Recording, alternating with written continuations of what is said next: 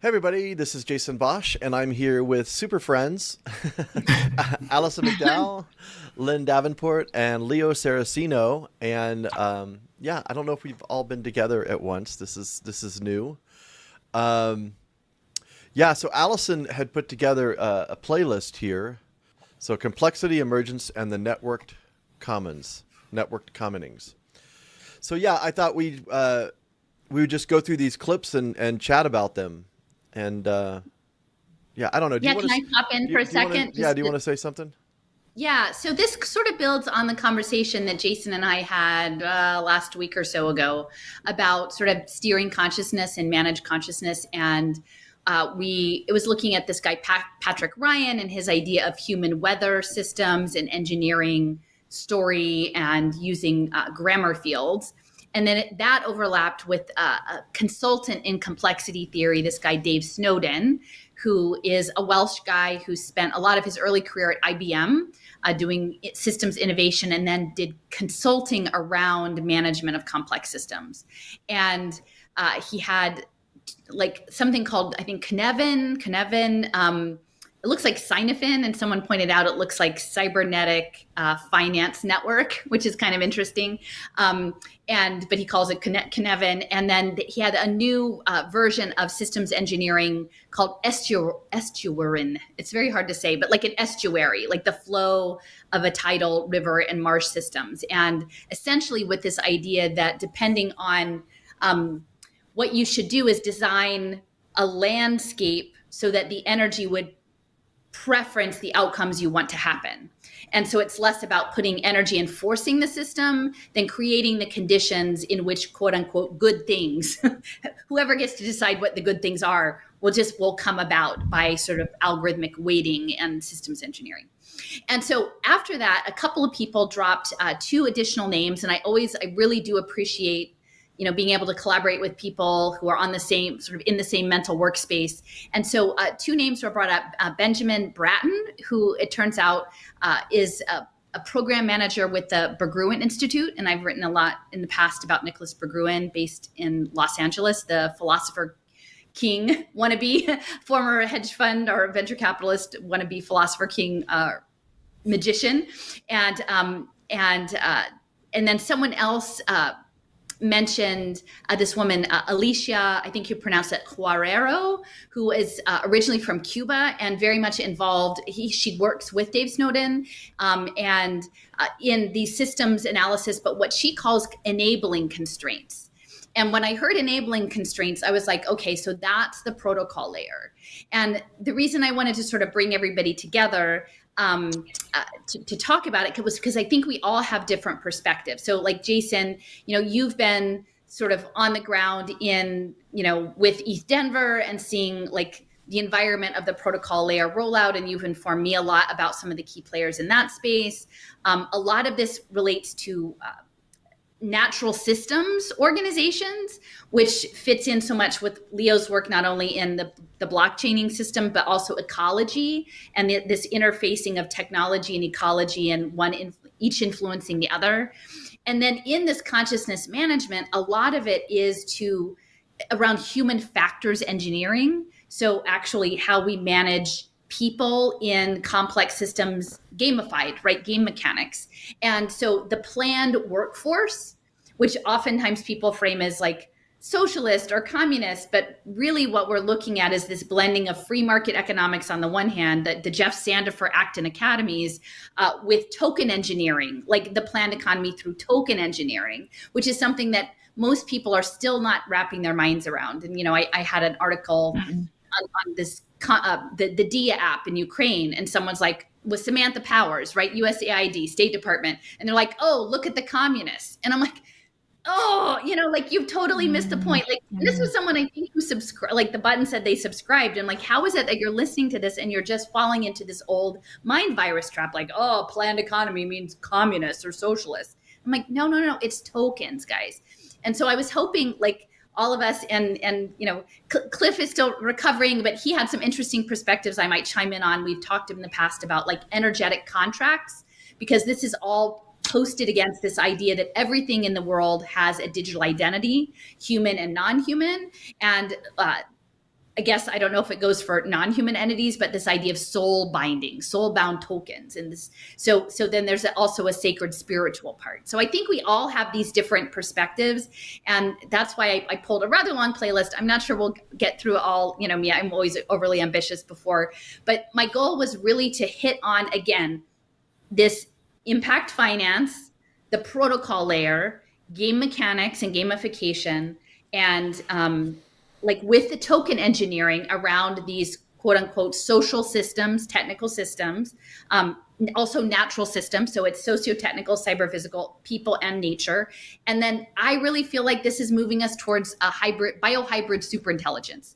That the singularity is, I'm increasingly feeling that it's not about machines attaining consciousness. It's about integrating us at various levels through our consciousness, through our biology with nanomechanics, and through cybernetic coordinating systems, both financial, governance, cybernetics, into as nodes in the superintelligence. So I don't know if any of you guys have anything you want to chime in on before we kind of jump in, but that's my thinking. That's why I wanted to build off of what we did about consciousness and introduce these two new characters. Benjamin Bratton is one, and then really the emphasis is on Alicia Huarero.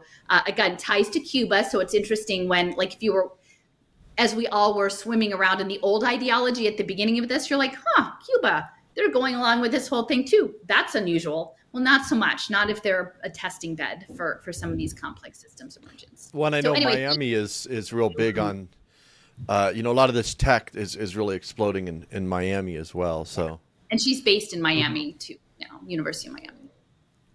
Right. Bienvenido a Miami. That's all. Well, do we want to start with the one video that you sent, the introduction? Well, I kind of have them in or I guess it didn't. You have this thing. Yeah. Okay, we can start with that. So this is about 10 minutes, and essentially I pre-recorded this because I don't have screen share. And this is a map that I made with the Kumu program around last year. I guess probably around this time last year. The legislation was introduced in the spring of 2022 around trust frameworks and digital identity. And this was, when I was writing this, it was sort of blending with the rollout of the soul-bound token papers later in the last summer. All right. Context for Benjamin Bratton, who is part of the Berggruen Institute and working on this anti-Cathera project of sort of speculative synthetic futures. So I wanted to I've written quite a bit about the Berggruen Institute, and Nicholas Berggruen was a former venture capitalist who then removed himself from that field and aspired to become a philosopher king, and was being trained in early modern European magic and public policy, and has been very involved in China as well. And I came upon the Berggruen Institute while I was doing research on the California Senate bill for the trust framework of digital identity about, I don't know, I guess a year or so ago, so in spring of 2022. And it was introduced by this gentleman, Robert Hertzberg, who was the majority leader of the California Senate at the time. And there was a lot of lobbying on behalf of this trust digital identity bill coming from various quarters, including Tony Rose was representing Input Output Hong Kong and Cardano, Block, which was formerly Square with Jack Dorsey, and then this blockchain advocacy coalition pushing verifiable credentials. And among the members of that blockchain advocacy group was Brinley Lear, who was linked to Cello and the World Economic Forum and Ripple. She had been involved in C Labs, which was stablecoins and tokenized assets tied to their mobile money apps. And then that goes all the way back into sort of healthcare records management, and T-Mobile, Deutsche Telekom, they're all connected because the phone and the digital identity is your tracking mechanism in the game.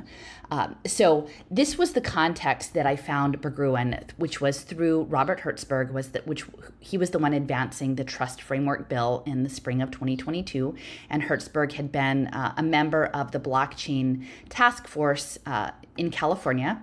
And so, it's not just money, it's really digital identity is the key there, and that's so that we become agents in the game.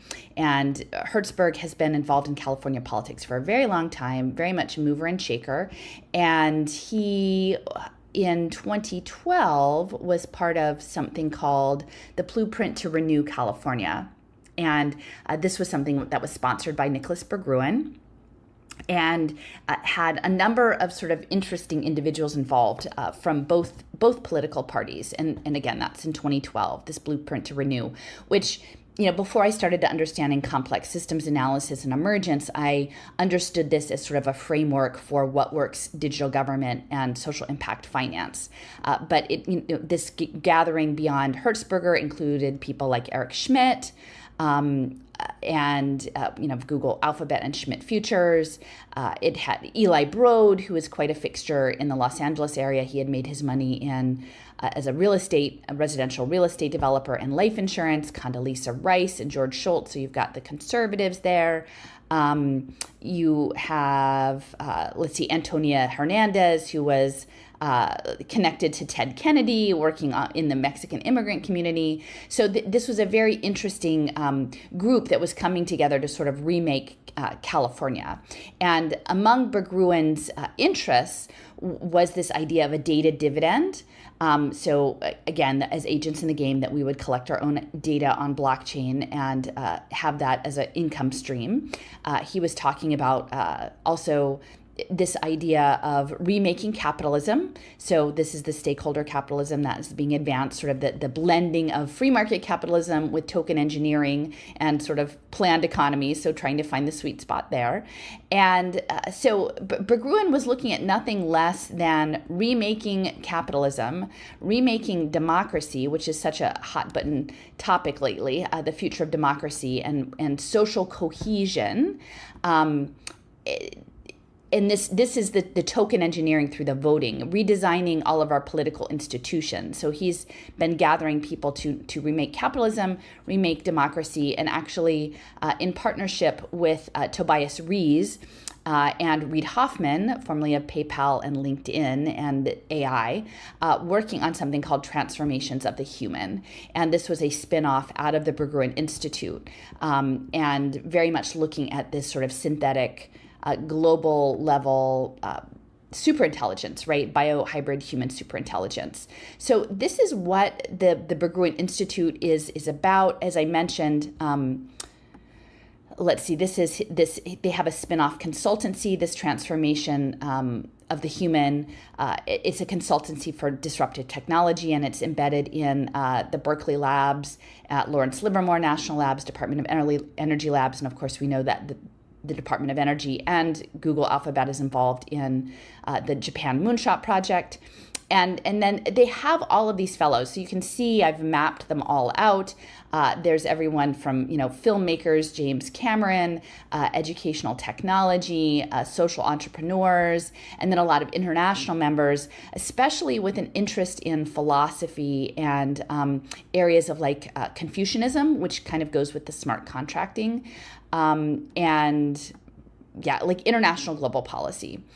So this is sort of what Berggruen's about. And another part of the map I want to mention, because it's sort of relevant to the Disney part, is that Input Output Hong Kong was, they were consulting through Tony Rose on this California Senate bill. And if you trace it back, IOHK with Cardano and Hoskinson will remember that Charles Hoskinson, who he was partnered with Ben Goertzel on this. They are close collaborators at this point, Ben Goertzel of Hanson Robotics. And Ben Goertzel's focus area is the AI, the mind of the Sophia and Grace, the robots, and actually the logo for Hanson Robotics is a hexagram. But then, of course, we remember that his partner in developing the humanoid robotics is David Hanson, and David Hanson does the animatronics, and he came out of Disney. And so this idea of understanding Disney as part of sort of imagining alternative futurities, animatronics, extended reality, brand building, guided experiences, and Disney really overlapping with the future of quote unquote online learning, this partnership for 21st century learning, when we're imagining a future where young people are trained up with playlists of curated digital media, that essentially we're inviting the next generations in to live inside extended reality that's governed by multinational corporations and the military. So it's just important to understand. And then all of this is going to be running on tokens, and that's where the Gertzel Hoskinson collaboration sort of comes into play.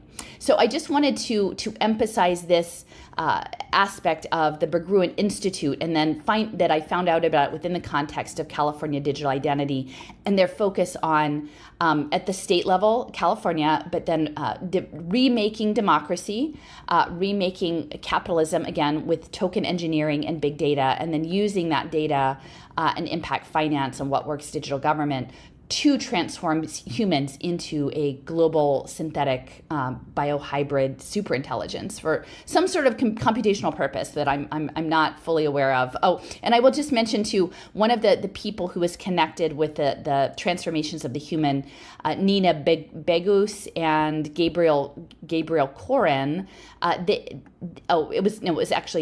They have connections to this thing called the Brody Lab, which is Owen Brody at Lawrence Livermore Labs. He's a biogeochemist, and he was looking at modeling Earth systems and watersheds. And he was actually had a specific project in Colorado, a watershed. So I would say, when I first mapped that out, I wasn't really clear about how the watershed aspect fit into things. But as we look at the discussions of David Snowden's Cynefin and Alicia Guerrero's emphasis on energy landscapes and designing game boards to preference certain outcomes, to make certain outcomes more likely in energy flow systems in our gamified reality, I think we can start to see how modeling the Earth systems and the ecosystems in partnership with the Department of Energy, which is Leo has done a lot of work and research on that long history of using radioisotopes to track and trace ecological energy exchanges, that's all starting to come together in complex systems analysis. Cool. Isn't it amazing what they can accomplish? It's so cool. I love science. Yeah, wow. Sorry, that's like so succinct. That's like it's really coming together there. I know. I went back and I looked at the map and I'm like, it's all right there. Like, but if you don't have the proper like conceptual framework, right? I'm like, what's up with the watershed? Like, I know water's important. I know, but why is the Department of Energy working with the, Livermore Labs and the transformations of the human? What is it about that? And it is about energy flow. And it makes me think a lot, Leo, about the whole like permaculture and soil and those because it's fractal. Like, I think a lot of us are used to thinking of like, oh, if something's happening on a molecular level, like it's only relevant at a molecular. And I'm like, no, those molecules like can be extrapolated as agents, right? Like, fungi and other, in elements like soil is so complex that when you start to think about it, if you modeled each of those molecules as like agents and then extrapolated the interactions of those agents onto people or societies, like they're probably figuring out a lot of patterns there. Right, I see. So it's like, by watching how the molecular dynamics and then into the ecosystem and other organisms, it gives them patterns in order to understand people. Because nature is so complex and it just does it, like it just does. I mean, not just, but like it's what's happening before people started messing around in there, right? And so they can like unlock that as a key. I feel like that's something that they want to do. What did you find out about? I was interested to see. I've always been a fan of the James Cameron filmmaker, but I haven't seen his new film, The Way of Water, which is about water, but like Oh, the Avatar film. I haven't watched it. I've heard it. I've heard it's very long. yeah. Yeah, it makes me think of too what you're saying, Alison. There's this one group, the ESMC, the Ecosystem Services Market Consortium, that was created. It's like technically a nonprofit, but mostly funded from an organization that was created by the 2014 like Farm Bill, and they are like building up they're kind of doing the first like larger scale ecosystem services programs in like just rural agriculture. It's like sorghum, wheat, cotton, and like larger farmers. And they're also funded by like General Mills, McDonald's. I think Bayer is also founding them. Kellogg's. Some Monsanto. Yeah, Kellogg's I think is also Kellogg's there always too. in there. Yeah, and just like some of the some of the largest Part of a companies complete around this breakfast. space. And yeah, so like what the ecosystem services like programs all about is like monitoring certain aspects of the land, like the organic matter in the soil or the water quality, and then like calculating all those statistics and then like having a financial reward for the farmer based on like the changes in metrics.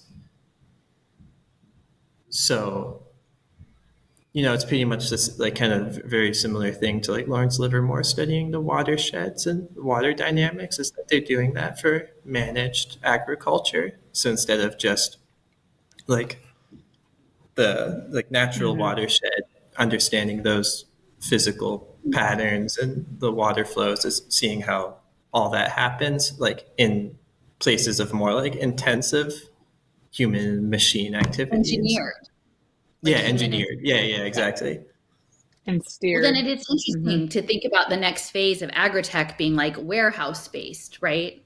So you're like taking things into a more and more engineered status. I mean, with the robotics, like with the removal of human factors from the equation and like creating constraints. Like, you can,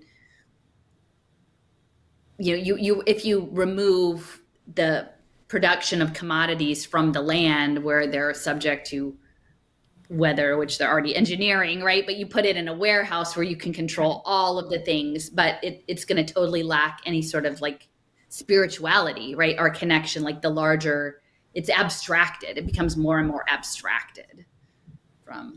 Totally. And I feel like this and probably. Leo, you mentioned the Farm Bill. Mm-hmm. Oh, sorry, that's a delay. You mentioned the Farm Bill, and that made me think of when I was watching some of the parts of Alison's map, is that the legislation that is tied to this and policy that comes before it and the policy funded. So it is an entire another kind of ecosystem where all of those things are, the manufacturing or the where they're trying to steer in the manufactured agriculture or the manufactured whatever the thing is that they're trying to steer and control. A lot of that starts through policy, and a lot of that behind the scenes is funded by some of the same players who are behind the impact investing. So it's a lot of people don't see that. They think of policy as being something that's organic, and it's just not. Yeah. Also, when I look at these maps, one of the things I like about them is that a lot of these things, I was talking to Alice earlier about, like, some of these things might seem on the surface like not connected with one another, Not like, connected. oh, there's this thing that's going over here, and then there's this thing that's going over here, but what do they have to do with each other? Some of them on the surface seem very disparate, like, okay, the study of nature and how it operates, but then these people studying cybernetics and actually putting human beings into these kind of complex systems that are managed and steered. So I think that's really helpful, those maps you're putting together, Alison. Yeah. Well, they kind of tell you, like, go ahead. Yeah, I was gonna say, it's like you wouldn't be thinking that some of the earliest ecological research would be coming like pretty much hand in hand with like right after like, a nuclear development. Yes, totally. It's like literally, and Monsanto too, is they were running Right. the labs originally, and it's like, oh, okay, so we have Monsanto to thank for environmental science, pretty much. I mean, Yeah. it's a sort of a stretch, but A kind little of, bit yeah. in there too. DuPont, yeah. Yeah. And Exxon. Yeah, I was just down in Los Alamos, and I went to Gives learning pod a new meaning. right. Sorry. No, that's all right. But I was just down in Los Alamos, and like I would have even you go to the museum, they don't. This part of it's not, like the parts that Leo's researched. They don't include that in the museum. They don't say, did you know that Los Alamos runs the Human Genome Project? It's amazing. Like the Manhattan Project just turned into the Human Genome Project, right? Woo. Like they don't point that out. No. Well, they do a little bit with Oak Ridge for like radio for in medicine specifically. Right. Like I feel like that's pretty, they like to talk about that for radioisotopes and like targeted radiation therapy and stuff. And all that.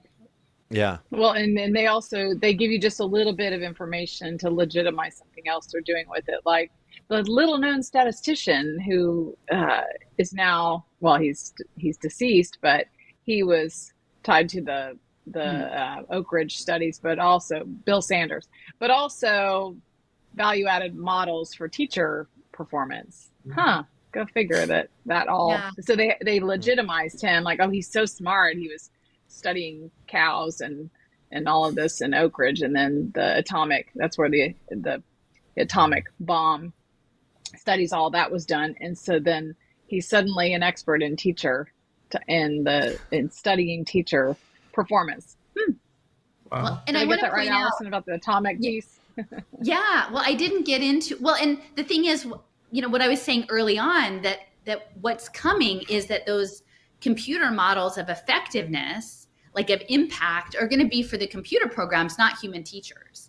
Like, so early on, when I was doing my advocacy work in education, like the teachers would get in a huff and say, well, it was like pay for performance, right? And people are like, well, we don't go into teaching. Like we teach as well. Like we teach at our top level. We don't teach better because we get an incentive bonus, right? You teach because it's your calling, right. And we're already doing it. We're not going to teach less well and get, we can't step up.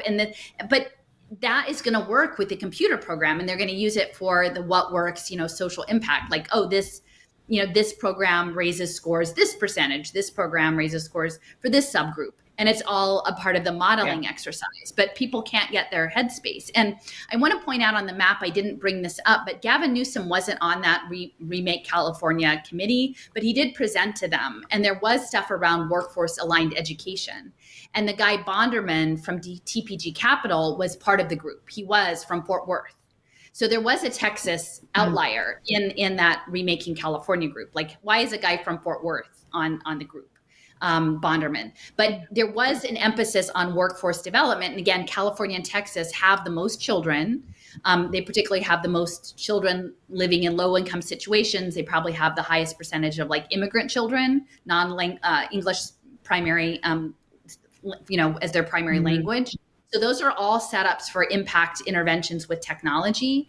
And California had some of the earliest organized databases of sort of cradle to career workforce pipeline studies. And in fact, along with the digital identity legislation, there was an element of a blockchain education transcript, those were stuck at the hip with this trusted identity layer. So management of human capital into that, like we have to understand it as the gaming agents.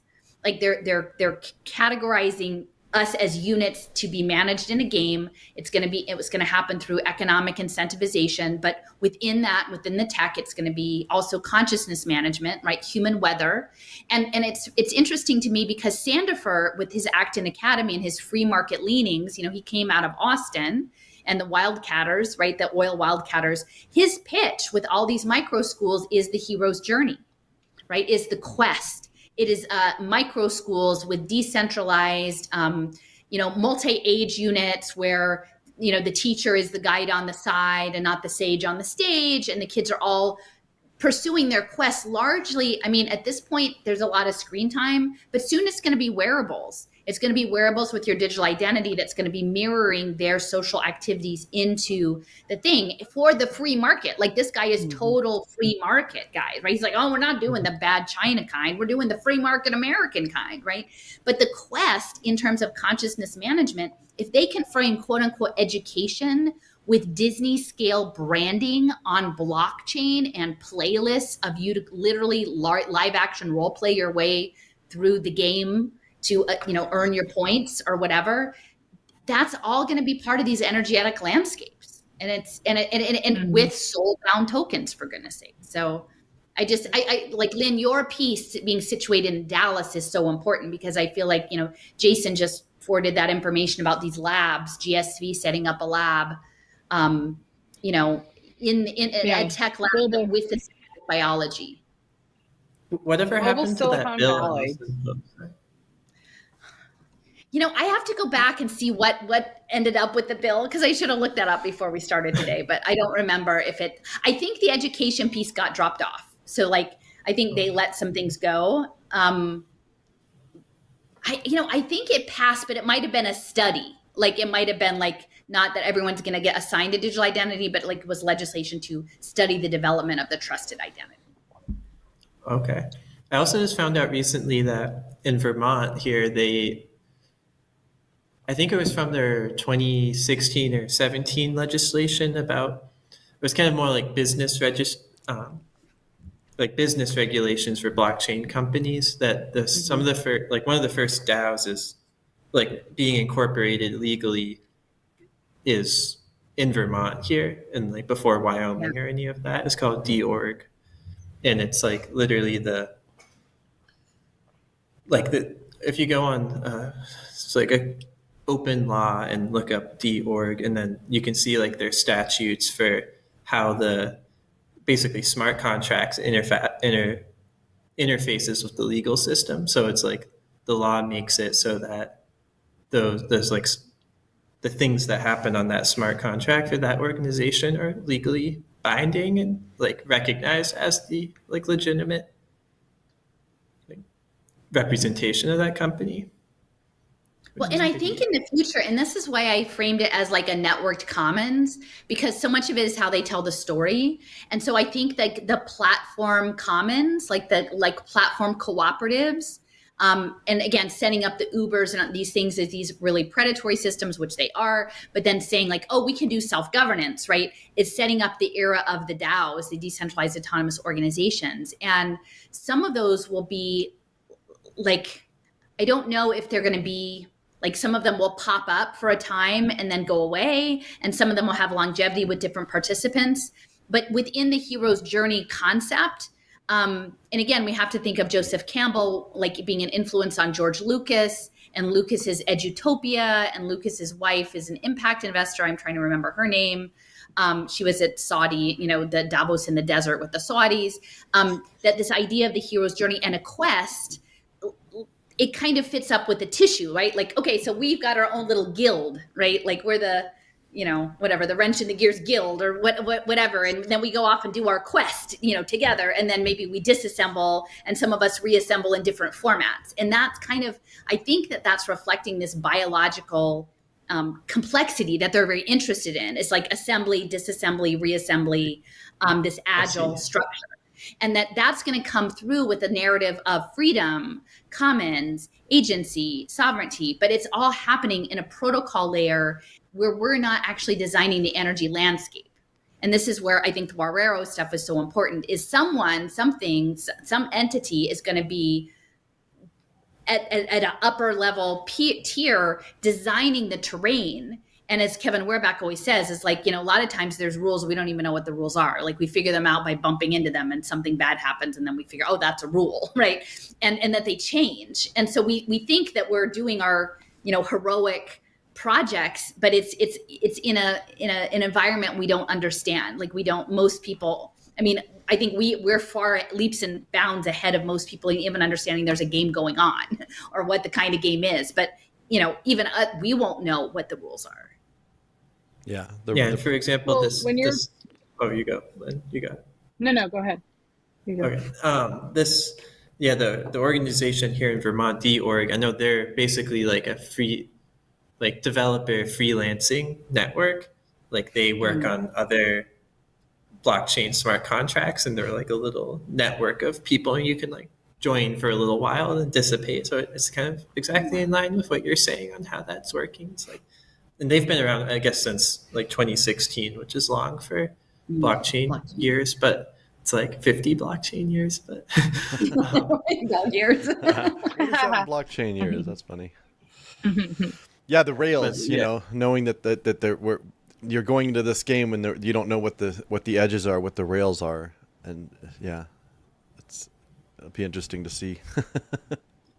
yeah, and I'm not sure if there's like necessarily one group or people that know what the rules are, because they like, I'd say it's kind of a mixture of the people that create the infrastructure for smart contracts to exist, the like deeper level programming on the blockchain and the like Ethereum virtual machine and stuff. But even then, it's like they only know so much on how things are going to happen, and then unexpected things happen, and then at like all different scales on the smart contract and the people using them and stuff. So Yeah.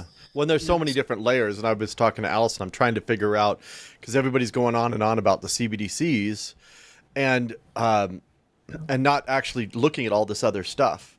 And I know the CBDCs are going to play a very significant role. They talk about the unified ledger. I haven't been able to figure out how these things connect on, but I see them as like like a real base. I think they're going to be like a base layer. They're going to offer, but again, it's not just one layer. It's layers upon layers upon layers, and each one has different powers. Jason, do you know anything about? Well, that's why Oh, sorry, the delay's hard. I'm delayed. I Yeah. know it is. I'm sorry. But the FedNow network thing, it was just released today, I think, on July 1st. And I don't know so much about it, but that's today, you're right. Like a larger central, basically more centralized digital payments infrastructure run by the Fed, and that a lot of, I'm sure people have a lot of things that they're saying about it. I just don't really know anything. Yeah, it's hard. So those in the right are really talking about this. So I kind of look at the two sides a lot, and that is a big buzz amongst the prepper, maybe those that are in that camp where they're thinking they need to buy land and get off the grid, pull their money out of the banks. That crowd is aware of the July 1st. It's basically shifting to the new currency today, supposedly, but that's not mainstream or those in the other camp. If we're talking about just the two-party system. Yeah, but they don't have the framing correct, and that's the problem is that they don't actually understand what it is. And I'm looking at it, I'm still trying to figure out what it is, how it relates to this. But all these tokens are going to be a major part of the new system. So anyways, but I'll probably do a whole thing just about yeah. I don't want to get off track here, but no, I don't either. I do think it's important to understand the tokenized. It is. So you started out this whole talk with talking about the pipeline and those who are who talk about the free market, but it's not really. It's not but it is a planned economy, but it's not the communism, socialism, and the isms that people say. It's the token engineering, and so this is. And so, Jason, to answer your question, how it actually, I think, is the children at the most basic, the youngest, earliest level. The children are a huge target. The schools, that's where the money, the steering of the minds, and the gamification of education, the tokenized, what do you call them? The blockchain credentialing, all of that's coming, your transcript, all your education work is now on blockchain in Dallas to be scaled nationwide. So it's all connected to that digital ID, And so I don't know if that's helpful in making this, and even with the smart contracts, Leo, because those who are heavily engaged in the education reform in Dallas, one of the major lawyers who was working with all of them, traveling the country looking for their models, and that was the Strive Together model that they adopted here in Dallas. But that model, that guy is he's a lawyer with a firm that does smart contracts. And I do think that they are setting up the new economy one by one. They're getting those on the Dallas City Council. So you can see this in every city. It's just Dallas has probably is more advanced maybe or further along. And because of the biotech. And so I don't know if that's helpful to tie it to actual. Jason, do you have the image that I sent you, the screenshot of the Berggruen tweet I do. about blockchain people? Give me one. 'Cause I think that really drives it home, because that was something, when Lynn, when you guys and the moms, mostly moms, were really doing your testimony in front of the blockchain task force, right?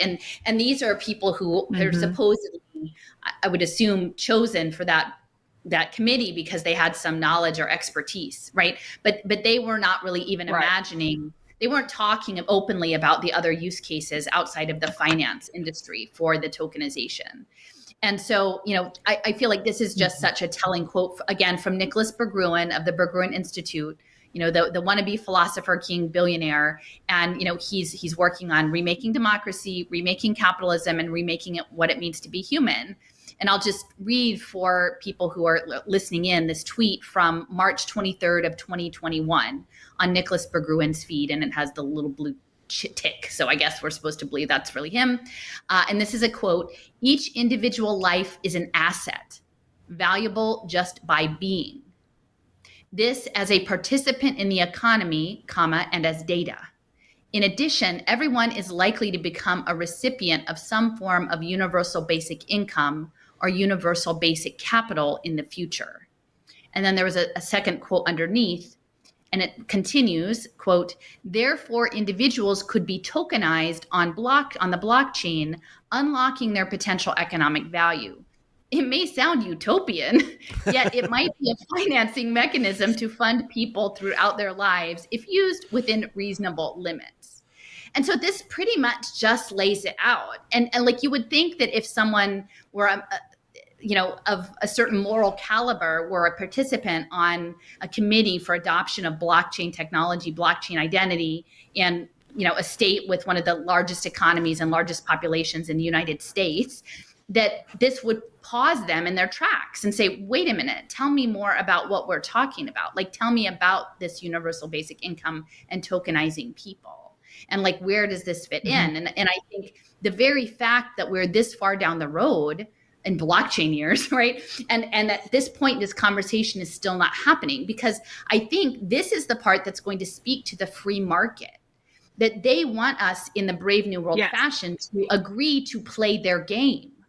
And that they want us to believe that within the game, and this is sort of the American ethos, that, the bootstrap mentality, that you too can be a winner in the game, right? We've made this game. You could, if you're really good, you could be a winner.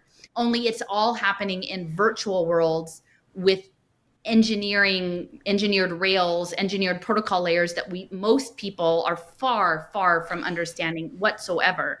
And then it's happening attached to a permanent record. And your permanent record digital twin is something that is essentially going to chart the course and the trajectory of what your future can be. And you never get out from under that. And that's going to start in utero with home visits, And again, and then that's the liberal side, because you've got the LBJ social safety net, that was set up, and it's not what we thought. We didn't understand what it was back then. Yeah, here we'll give you healthcare, we'll give you childcare, we'll give you, but then we've got Mr. Loose. Oh yeah, but we just like to have you under our watch so we get to cream off, the talent. Yeah. But mom could just drop her kid off down at the basement of Exxon and then go up to work, and it's the perfect charter school. Like, they got it all figured out. Thanks, Tom. I know. Loose lips sink ships. That's what I say. Yeah. Yeah, I think it was also just different spelling. Yeah, I had two, like, Brian. It was the former comptroller of the currency. I think Brian Brooks is his name, who's sharing that basically the same opinion as Berggruen there, and like calling for tokenized UBI for I think it was specifically for education, like being paid to go to school. And he was participating in those World Bank education Okay. consortium for. Well, I was looking at water and currents. So Babbling Brooks. What's his name? Brian Brooks. Brian Brooks. Water. That's Brian interesting. Brooks. That's an interesting idea of currents. Yeah. And then waveforms, because I'll just say that the other thing is, Leo, I know we both looked at that, the book where they were talking about the cycles, the Foundation for the Study of Cycles, and Edward Dewey. I'm trying to remember the guy's name. I can't remember, but that one chapter was so helpful of looking at waveforms across time, because all of this is happening in four dimensions, and thinking about that as almost like a symphony, right? Because you've got different waveforms and different time cycles and things coming in and out. And this idea of that's also a landscape, like that's topology, it's topography. And, I ended up going to a concert last night with this very innovative improvisational jazz percussionist who's like very well known. And it's like a soundscape too. It's like a vibrational hearing, like one of these clips talks about membranes as a site of like a transition point, or the resonance chamber of a guitar, and how it has this internal space and then it vibrates out. And so I feel like within the current and the currency that and the Navy and radar, right, and the oceans and all of these, the wave is something that, again, you've got a landscape of an ocean, both the waveform landscape, and then you've got the subsurface landscape, but then you've got the topology of these watersheds. And I feel like it's, even though it's so incongruous that you might think music, geology, microfluidics, all of this, but that they are running in parallel. Like there are some people who are studying them cross-disciplinarily and trying to figure out, okay, so what are the patterning, and can we fit it into the protocol layer? Can we fit it into the smart contract layer, so that we then become the conductor of life on Earth towards some optimization metric? Now, I don't think it's just like we're going to control it so we can genocide everyone, or so that we can like put you under our thumb and make you miserable, which might happen. And I'm not saying that they really want to make us happy, but I think it's a control mechanism towards like an orchestral thing. It's some sort of, and even Guerrero mentioned several times, like composing and orchestration. That there's something that I feel like they're humming the creative life force, the spiritual sacred life force of this planet into something. Now, I don't know what it is. I don't know what the quest is, but it's feeling increasingly like that. And that's happening everything from like our gut microbiome to like cosmology and star satellites. It's happening at all these levels in between. Yeah, I haven't been able to figure that out. It's like when they even talk about evolution or whatever, like trying to create like super organism towards some evolutionary advancement. Like, what does that even mean? Like, I'm good. Like, Jason, I keep thinking of all these band names as Allison's talking. She's talking about like geology and water and all this and orchestral. And I'm thinking OMD, orchestral OMD, maneuvers in the dark, and Creedence Clearwater that was a Revival band, and Rolling Leo. Stones. Like maybe it was all just, or in Jefferson Starship. I don't know. Oh, yeah. Right. I love it. They're messing with us. The Grateful Dead. Wait, how does that fit in? Oh my gosh! Wow. How do the Grateful Dead We fit should into call this? up Lincoln Cannon and ask him. He's got that all wrapped up. Right. Revive the dead. Yeah, I think I'm gonna have to rethink some of these bands. Band names. That's pretty funny. Well, what do you guys? Some clips? Yeah, I was gonna say, why don't we have a few clips here. So you pointed out, Jason, too, that this backdrop he's not actually in a room that looks like that. That's just a picture he picked, but it's a very strange picture. Yeah, I was noticing if you watch this is a recording of a recording, so it might not be as clear. But yeah, that's actually, he's not actually in this place, but but it's a very creepy kind of clinical. It looks like it looks like they're doing scary experiments in there. He's the one with the Berggruen Institute. Oh, and before we do that, can we pull up the clip that shows his bio? Can we show up the one from Berggruen? Is it on the playlist? I'm just playing stuff off of the playlist because I didn't have time to. Did you have a? I think I sent you a link. Could we just open it real quick, like Sure. from the email? Because I think his bio is actually important to know what they're studying. Oh, I already have it up here. Hold on. Yeah, that's what I was saying. Is it this one? Yeah. So oh, what a nice hair, Benjamin. Okay, so here he's at the Berggruen Institute. It was the one next to the sunflower, the Anathera. It starts with it's got a B next to it. Nope. These are all the links. Yeah, that one. That was that one. Okay, sorry. Okay. Anti-Kythera. Okay, so this is where again Berggruen himself was interested in early modern European magic, and so the program that Bratton is involved with is do you say it Anti-Kythera? Antikythera, and if you scroll up a little bit more, it's named after a mechanism from 200 BC and discovered in 1901 in a shipwreck off a Greek island. The first primordial computer was not simply a calculator, it was an astronomical machine mapping and predicting the movements of stars and planets, marking annual events and organizing a naval culture upon the globe's surface. It calculated not only interlocking variables, it oriented intelligence. Okay, so this is this super intelligence. The future of computation is tied to this relation between thinking, navigation, and the planetary. And then if you just scroll a little bit more, their themes of research at this program are synthetic intelligence, so machine intelligence and natural language processing. So that's, again, some of these grammar fields. Hemispherical stacks, the geopolitics of planetary computation on platform infrastructure. So that's the protocol layer, right? That's Juan Benet. I think that's what they're talking about is biogeochemistry influencing geopolitics, recursive simulations, the emergence and development of worlds in response to simulations across domains from scientific to VR, AR in the way these models create worlds. So again, simulation, recursive though. Synthetic catalaxy, the potential organization of computational economics, pricing, and planning. So Lynn, that's where we've got the free market libertarians, right? Is this catalaxy, the organization of computational economics, and then planetary science, evolutionary emergence of natural and artificial intelligence. Planetary sapience. Sapience. Sorry, planetary sapience. Yeah. So this is like the world-based. And it says that their first studio launched this winter, February 2023 in LA, but it was having studios including Seoul, South Korea, and we know South Korea is so far advanced with Samsung, and also Mexico City. And I feel like Mexico City is pretty significant, very significant from a timescape standpoint. So yeah, and then they've got their application portal. So this is all very, interesting to me at the level at which that they're talking about these things. Again, it goes back to ancient Greece, and that's the demos and the Athenian city-state as a superorganism, and it goes into like astrology. And he has a book called The Stack: Software and Sovereignty. Again, all of the freedom people, sovereignty, sovereignty, sovereignty. It's because they want you to adopt this way of thinking. Jason, if you go back real quick to the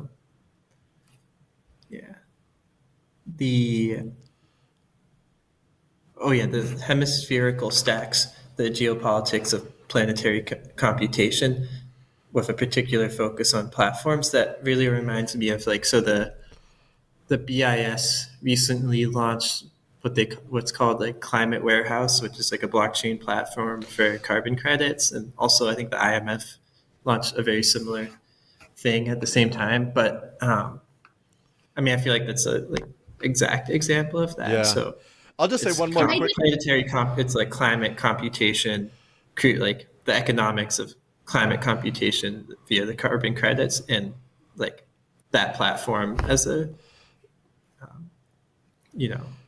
enabling constraint for geopolitics. I'll just say one more thing too about this whole CBDC conversation.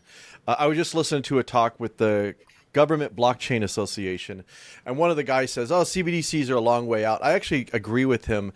I don't think if ever, like the money that people are going to be using on a day-to-day basis are not going to be CBDCs. Yeah. The role of CBDCs are going to be for these wholesale, like, what's the word I'm trying to think of it, where you go in and you just like the BIS already does it now. It's been doing it forever. They level the accounts between the central banks. Transaction?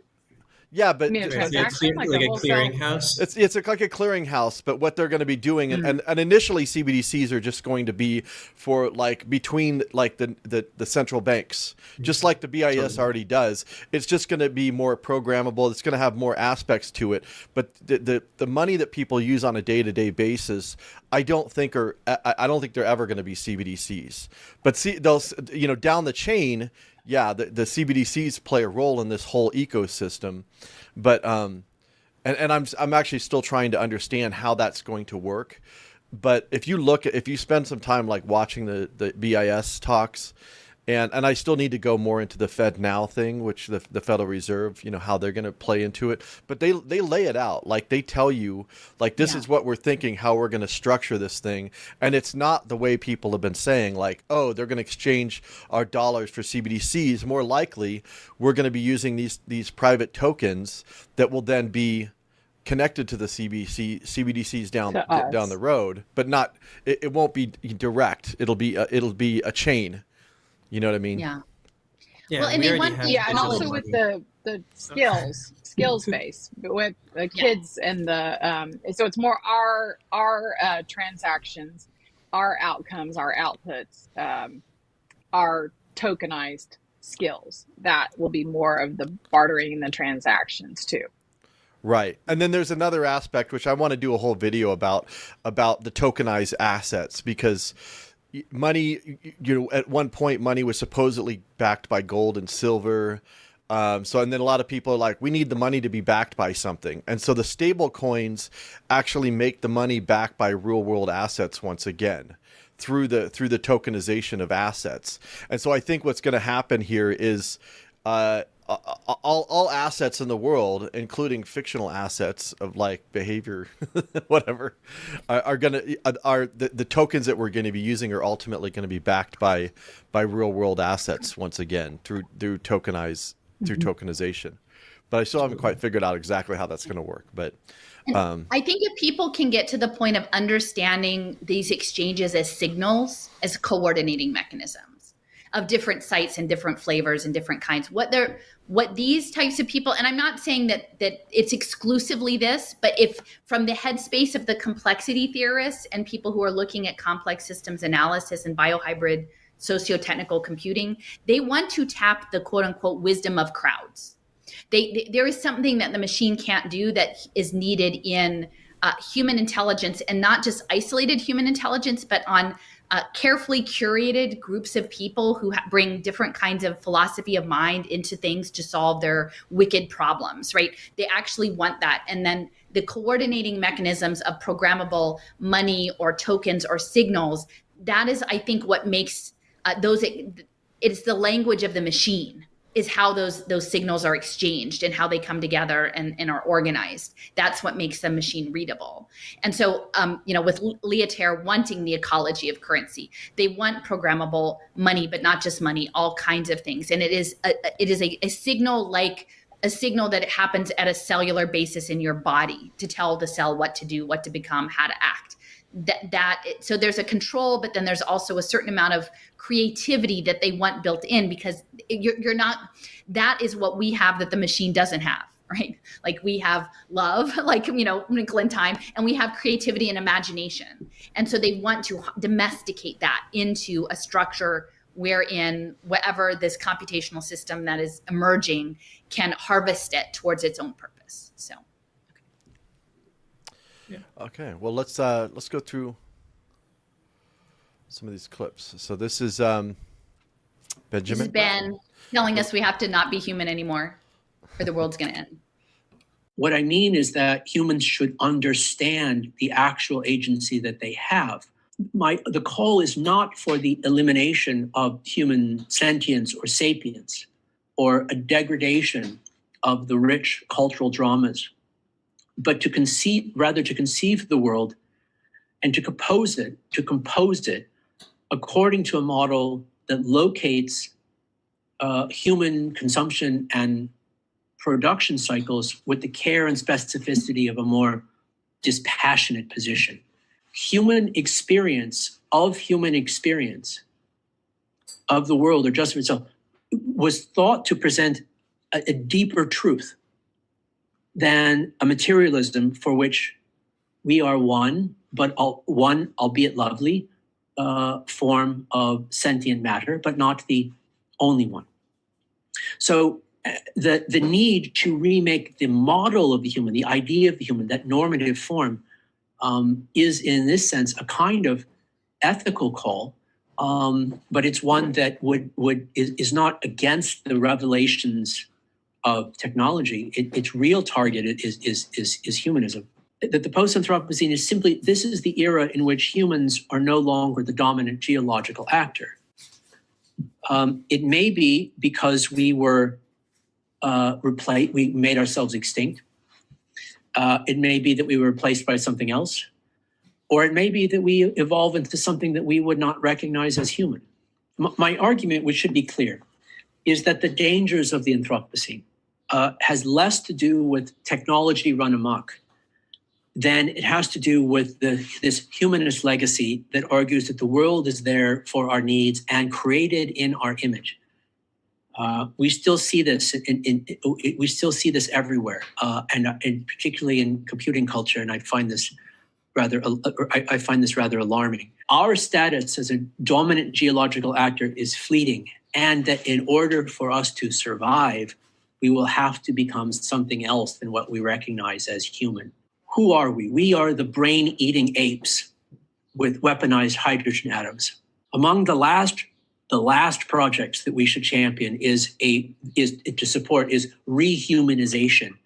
The design that we need may provide for some uncannily practical paths out of the Anthropocene, but it is absolutely not one in which the vast and impersonal and temporal and spatial scales of global systems are brought to heel, are drawn down into our intuitive, neurological, and emotional comfort zones. The means by which we get outside ourselves and to see how the world works may also be the very means by which we undermine the world itself. The reason we know climate change is happening at the nuanced degree that we do know it's happening is because of the measurement capacities of the terrestrial and oceanic and atmospheric sensing meta apparatuses that are at least representative of an industrial technological system whose appetite is responsible for the changes that it is in fact measuring in the first place. We know it's happening because the machine tells us so. What's interesting about that too is just like he talks about this idea that, the world is here for us to just take and consume. And like, I agree with that. That's a problematic worldview. I would argue that he's actually engaged in that worldview by participating in these programs. You know what I mean? I don't know. Well, he says the words he used were, that it was almost like he was saying, because man has thought about the world just being here for us, and that we see it being created. What did he say? Created in our image. But those words are important. And for anyone out there who's a believer in the Bible and God and how intelligent design was created, and I don't want to get into that whole debate, but if you do believe that, which I do, then you look at Genesis, that's in Genesis. And Genesis, the word itself, Genesis, origin, beginning, gene is in there, Gene. Genesis 1:27, God created the world, or created the human beings in his image. That's not a literal scripture, but it's like, so God created mankind in his own image. In the image of God, he created them, male and female, he created them. But this guy is saying that we think that it was created in our image for us, but he's not talking from a religious or a scriptural perspective. He's just saying from a humanist perspective, very interesting words. Him playing God is what he's doing, what he's talking about. Yeah, well, he believes in intelligent design, that we should be the designers. We're so intelligent, and yeah. When I'm sure that they frame this as being like, oh, we need to protect the environment. Look at all the harm we're doing, and we need to create a system that takes all these things into account, as if that's actually what the sole purpose of this is, which it's not. Was one project in his bio? Was that the one, capital One, ONE project? I think so. Was that in his bio? Yeah. I think so. So that one, I think one is, I thought I saw that in there, but it's blocked by my screen.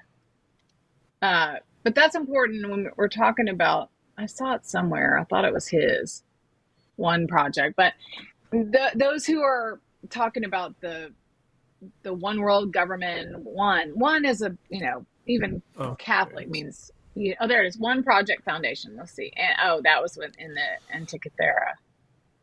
At the bottom. Okay. Let's see, Berggruen Institute in Los Angeles, and developed in partnership with the One Project Fund. Yeah. There are those camps that recognize that there's some agenda with this whole one, like everybody's supposed to be on this one.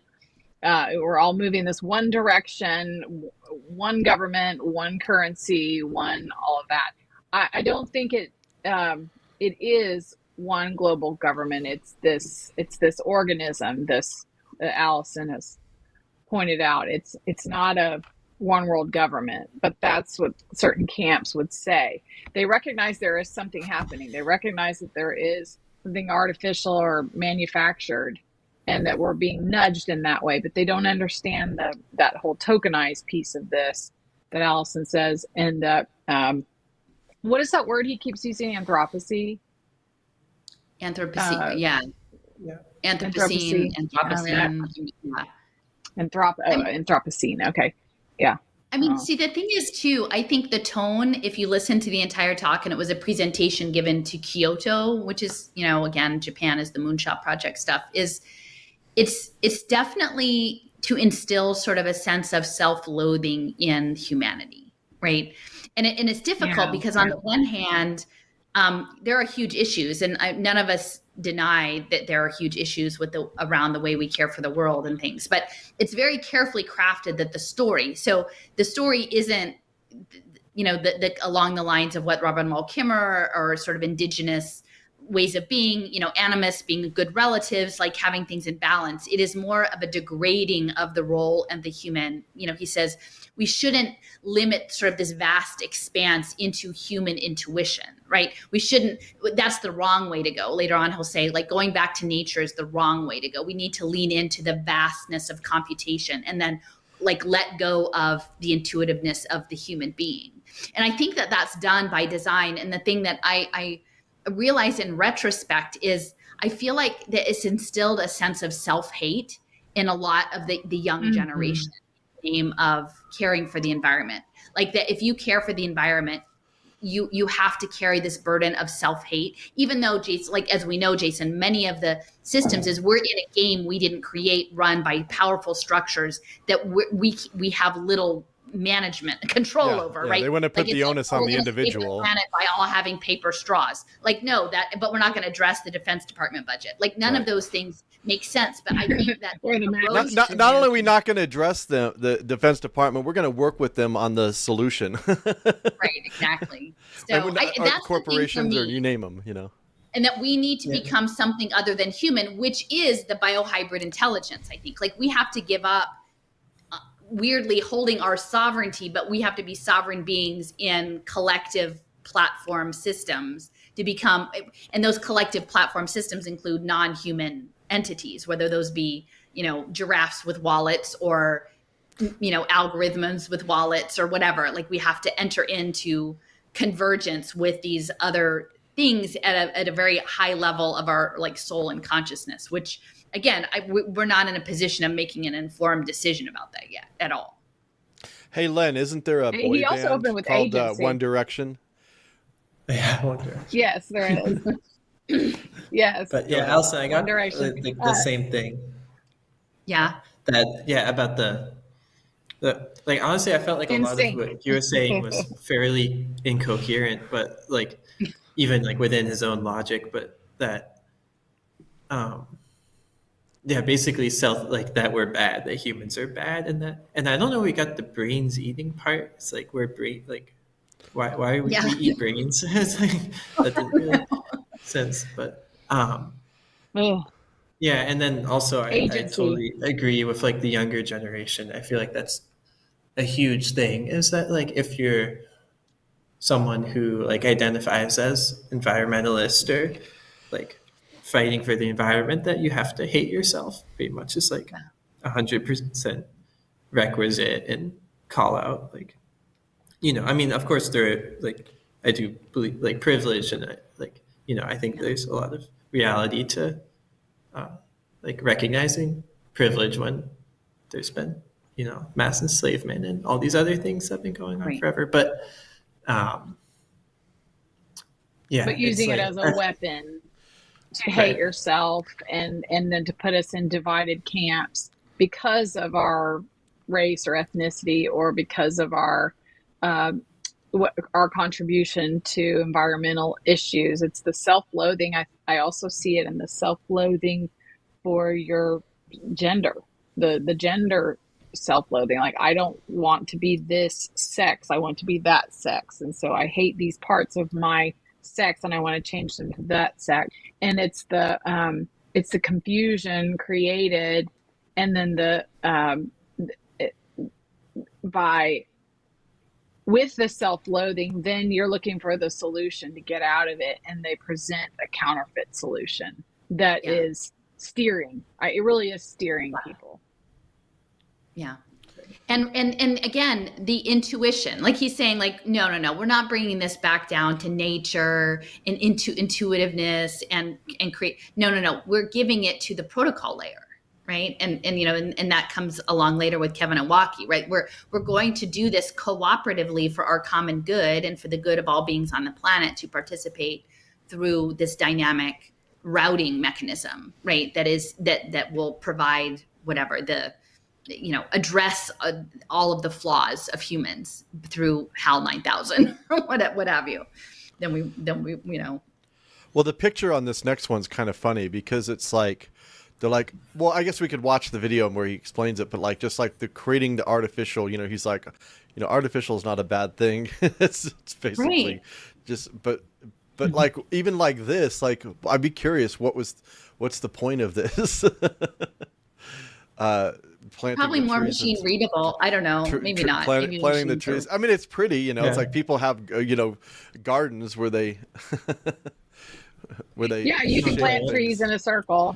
It just looks like the alien invasion, where it lands in a field and does it. Oh yeah, crop circles. Yeah. Crop circles. I don't know if those are.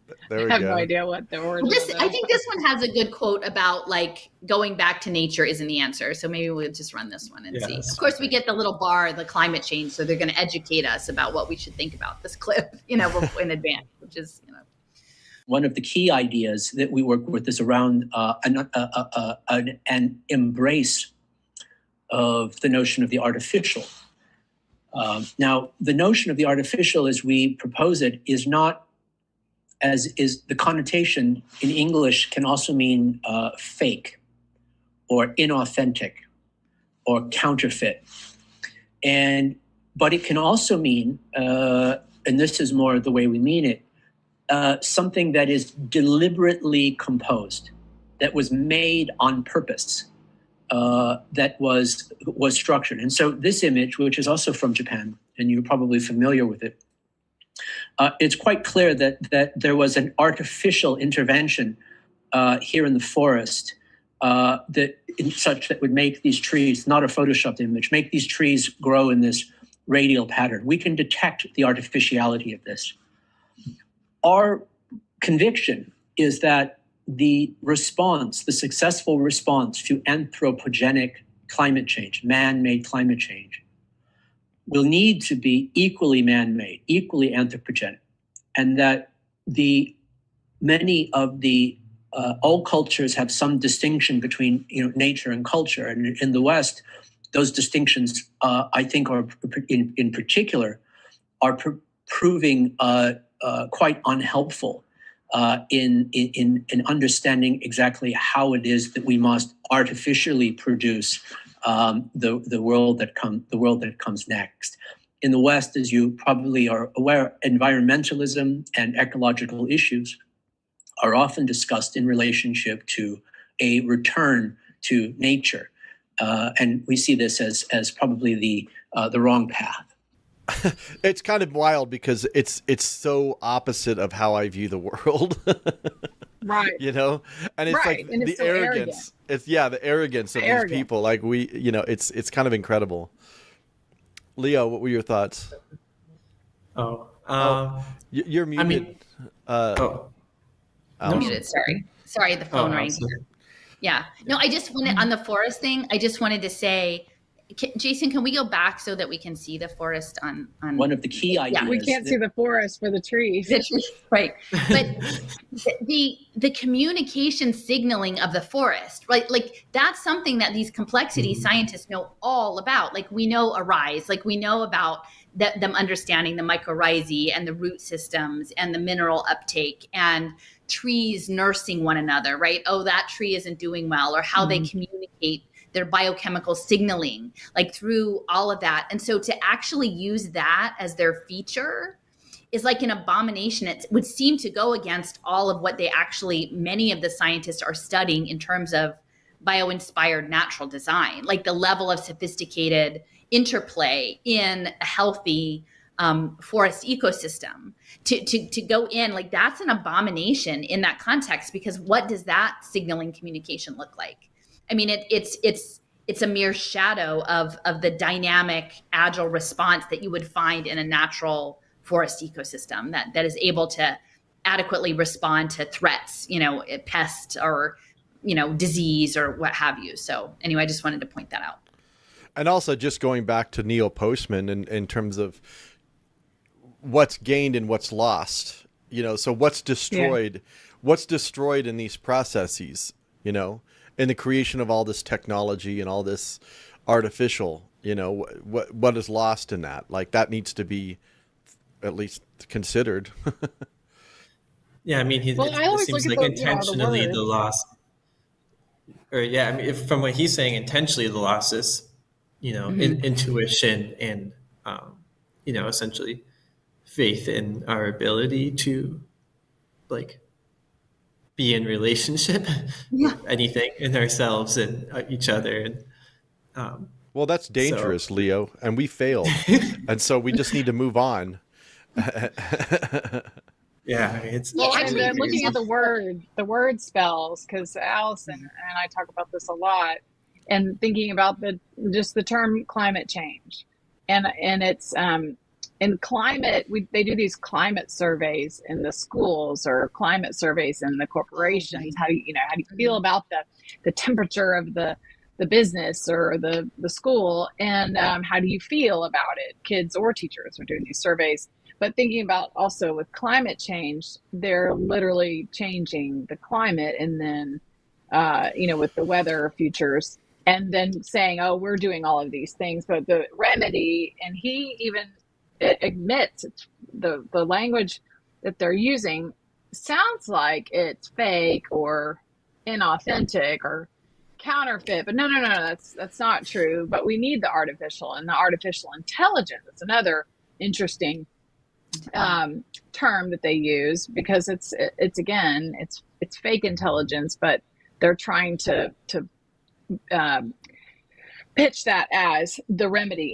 And we all organically know if we're doing this and it's not natural, all these plastics and things are there, then you would want to return to nature. And weren't our grandmothers kind of and great grandmothers, I mean, they were kind of green, the way that they recycled things and used the compost, and they would take quilt pieces from remnants of this and that, put it together and make something beautiful, as Alison, the quilter that she is, knows. But that's not what everything they do is synthetic. It's an affront. I didn't include it, but he does have a clip where he literally says that because the planetary scale computation says that we have to terraform the Earth. In order for humans to survive, we must terraform the Earth. And I mean, to me, I mean, where does that fit in, like within the whole geoengineering climate change narrative? If what these people at these high levels are saying, okay, so the plan is in order to save life on planet Earth that we will terraform it. And I mean, that's just not part of the larger. That's changed terra, meaning land. Terraform means to manipulate or to change. So and normally they would speak about terraforming like interplanetary civilizations, right? You go to a planet that isn't conducive to life, and then you use chemical or other manipulations to, tectonic weapons or things to like create an oxygenated atmosphere and to create land mass or whatever. And that's part of that Adrian Tchaikovsky's. A lot of they were using nanotech and different things to terraform other planets. But what he's saying is that we need to actually re-terraform Earth. Again, that's an imperative because we're bad, and we have weaponized hydrogen atoms and eat brains. And therefore, the answer is to not be human anymore, to be something other than human, and to terraform the planet into a different thing. And again, like we all know that these conversations have not been had publicly.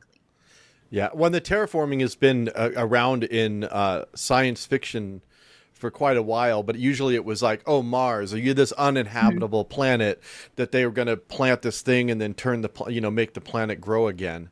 This is the first time I've heard about like, I mean, obviously that's what we're doing. We've been terraforming the planet for a long time, but I just had never actually heard somebody say it like that about Earth. Yeah, and like we're destroying the natural systems in order to build it back up. It's like turning the planet into Mars in order to like bring our own composed, like artificial intelligence into. Yeah, even like mountaintop removal, like they level the mountain, take the stuff out of it, and then like they'll build this fake ass mountain in its place that's just, like erodes away, and it's not, they like, oh, look how great it looks. It's like, no, actually it's not the same thing anymore, and there's all the diversity of life is gone, and it's kind of crazy. Okay, next one. Okay. Really, HFE as the science. Can I say something when we start this? Sure. Okay, so Steffers, really, I think. HFE as the science. Sorry, I went back to the beginning. It automatically starts. So. Yeah, sorry. Yeah, so I was going to say, I think Steffers put this guy on my radar, and HFE is human factors engineering. So again, that's something along with like socio-technical or cyber-physical. I think that is a useful concept to know that they're playing around with. These are risk consultants, Leo. So these are people who are informing risk, probably at like, a homeland security standpoint, but also insurance risk, different aspects. And so what stood out for me is the way they were doing whole planet modeling with this work model scenario. And they had little boxes with all these different possibilities, and then they were webbed together with different lines and diagrams, a la, a sentient world simulation kind of model. And to me, when I saw this, and this is why I put it in, is that all of those boxes and sort of the frameworks that they were using in this work domain analysis survey looked a lot like a storyboard. And so I'm increasingly feeling like moving forward in applying game mechanics to the real world, that they're going to give people stories and train the children through ed tech to believe that there's really not much difference between playing around in a story for school and living a story, right? That's given to you. And that these storyboards will be weighted algorithmically towards certain outcomes. And later on, I have a short thing about an interactive comic book that had a heat map of like a choose your own adventure, literally a choose your own adventure type of thing. That was a combination of your human choice and decision theory combined with algorithmic weighting. And so again, all of this tied to risk landscapes is the reason that I pulled this piece in. HFE, as the science that deals with human health and well-being, has a key role to play in responding to these challenges. And really, there's two kind of aspects to that. The first really is that a key feature of most of these massive global risks is they're often highly complex, of course, but they're human-centered. So they're brought about by human behavior in the first place, and also effective management of them really does require widespread changes in human, organizational, societal behaviors. we do have a set of theory and methods that really are capable of helping to understand some of these issues. And I'm talking particularly here about systems HFE. And so we feel strongly, and also Andrew does as well, that systems HFE is really suited to analysing and responding to these global risks. Why do we say that? Largely because these methods are designed to actually describe overall complex problems and complex systems. And I guess the key point is that they look at the interaction between different parts of a system and what emergent behaviour arises from that. And I think that has an important role to play in kind of responding to some of these issues. And so most of you will know work domain analysis. For those of you who don't, it's basically a systems analysis method from the cognitive work analysis framework. What you're doing really, you're producing an abstraction hierarchy which describes the purposes of the system, the values within the system, basically the things that need to be done to achieve the purposes, and then all of the objects that are used for this. And you also, through means, ends, links, then look at how all of these things relate to one another. And it's actor independent, so you're just really modeling the system rather than the people within it. And so we basically think that this is one of those useful methods that can really design these, describe and help understand these highly complex global risks. And so the first kind of test we did of this was we really wanted to test the idea that systems HFE methods can deal with large-scale, highly complex modeling problems such as these global risks. And we basically set about developing a work domain analysis of the world.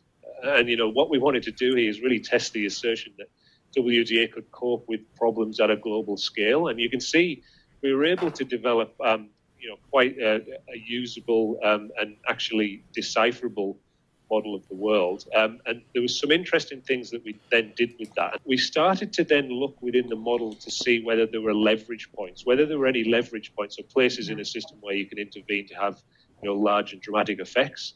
What we're kind of coming to is, we've talked a bit about method selection tonight. Really, when you're faced with these large-scale complex problems, we actually think a many model approach is the best way to do. So instead of trying to work out, should I use STAMP or should I use the hammer, as we've heard it called tonight, work domain analysis, or causal loop diagrams, actually our work looking at road trauma kind of suggests that you should use all of them. And Scott Page is a complexity scientist who kind of talks about, when you've got these large-scale, hugely complex problems, you don't need to pick a method, you throw the lot at it. And we've actually tried that with systems HFE, and it works very well. Wow, there's so much I want to say. But Alison, right. You go ahead, because I'm sure you really analyzed this. Yeah.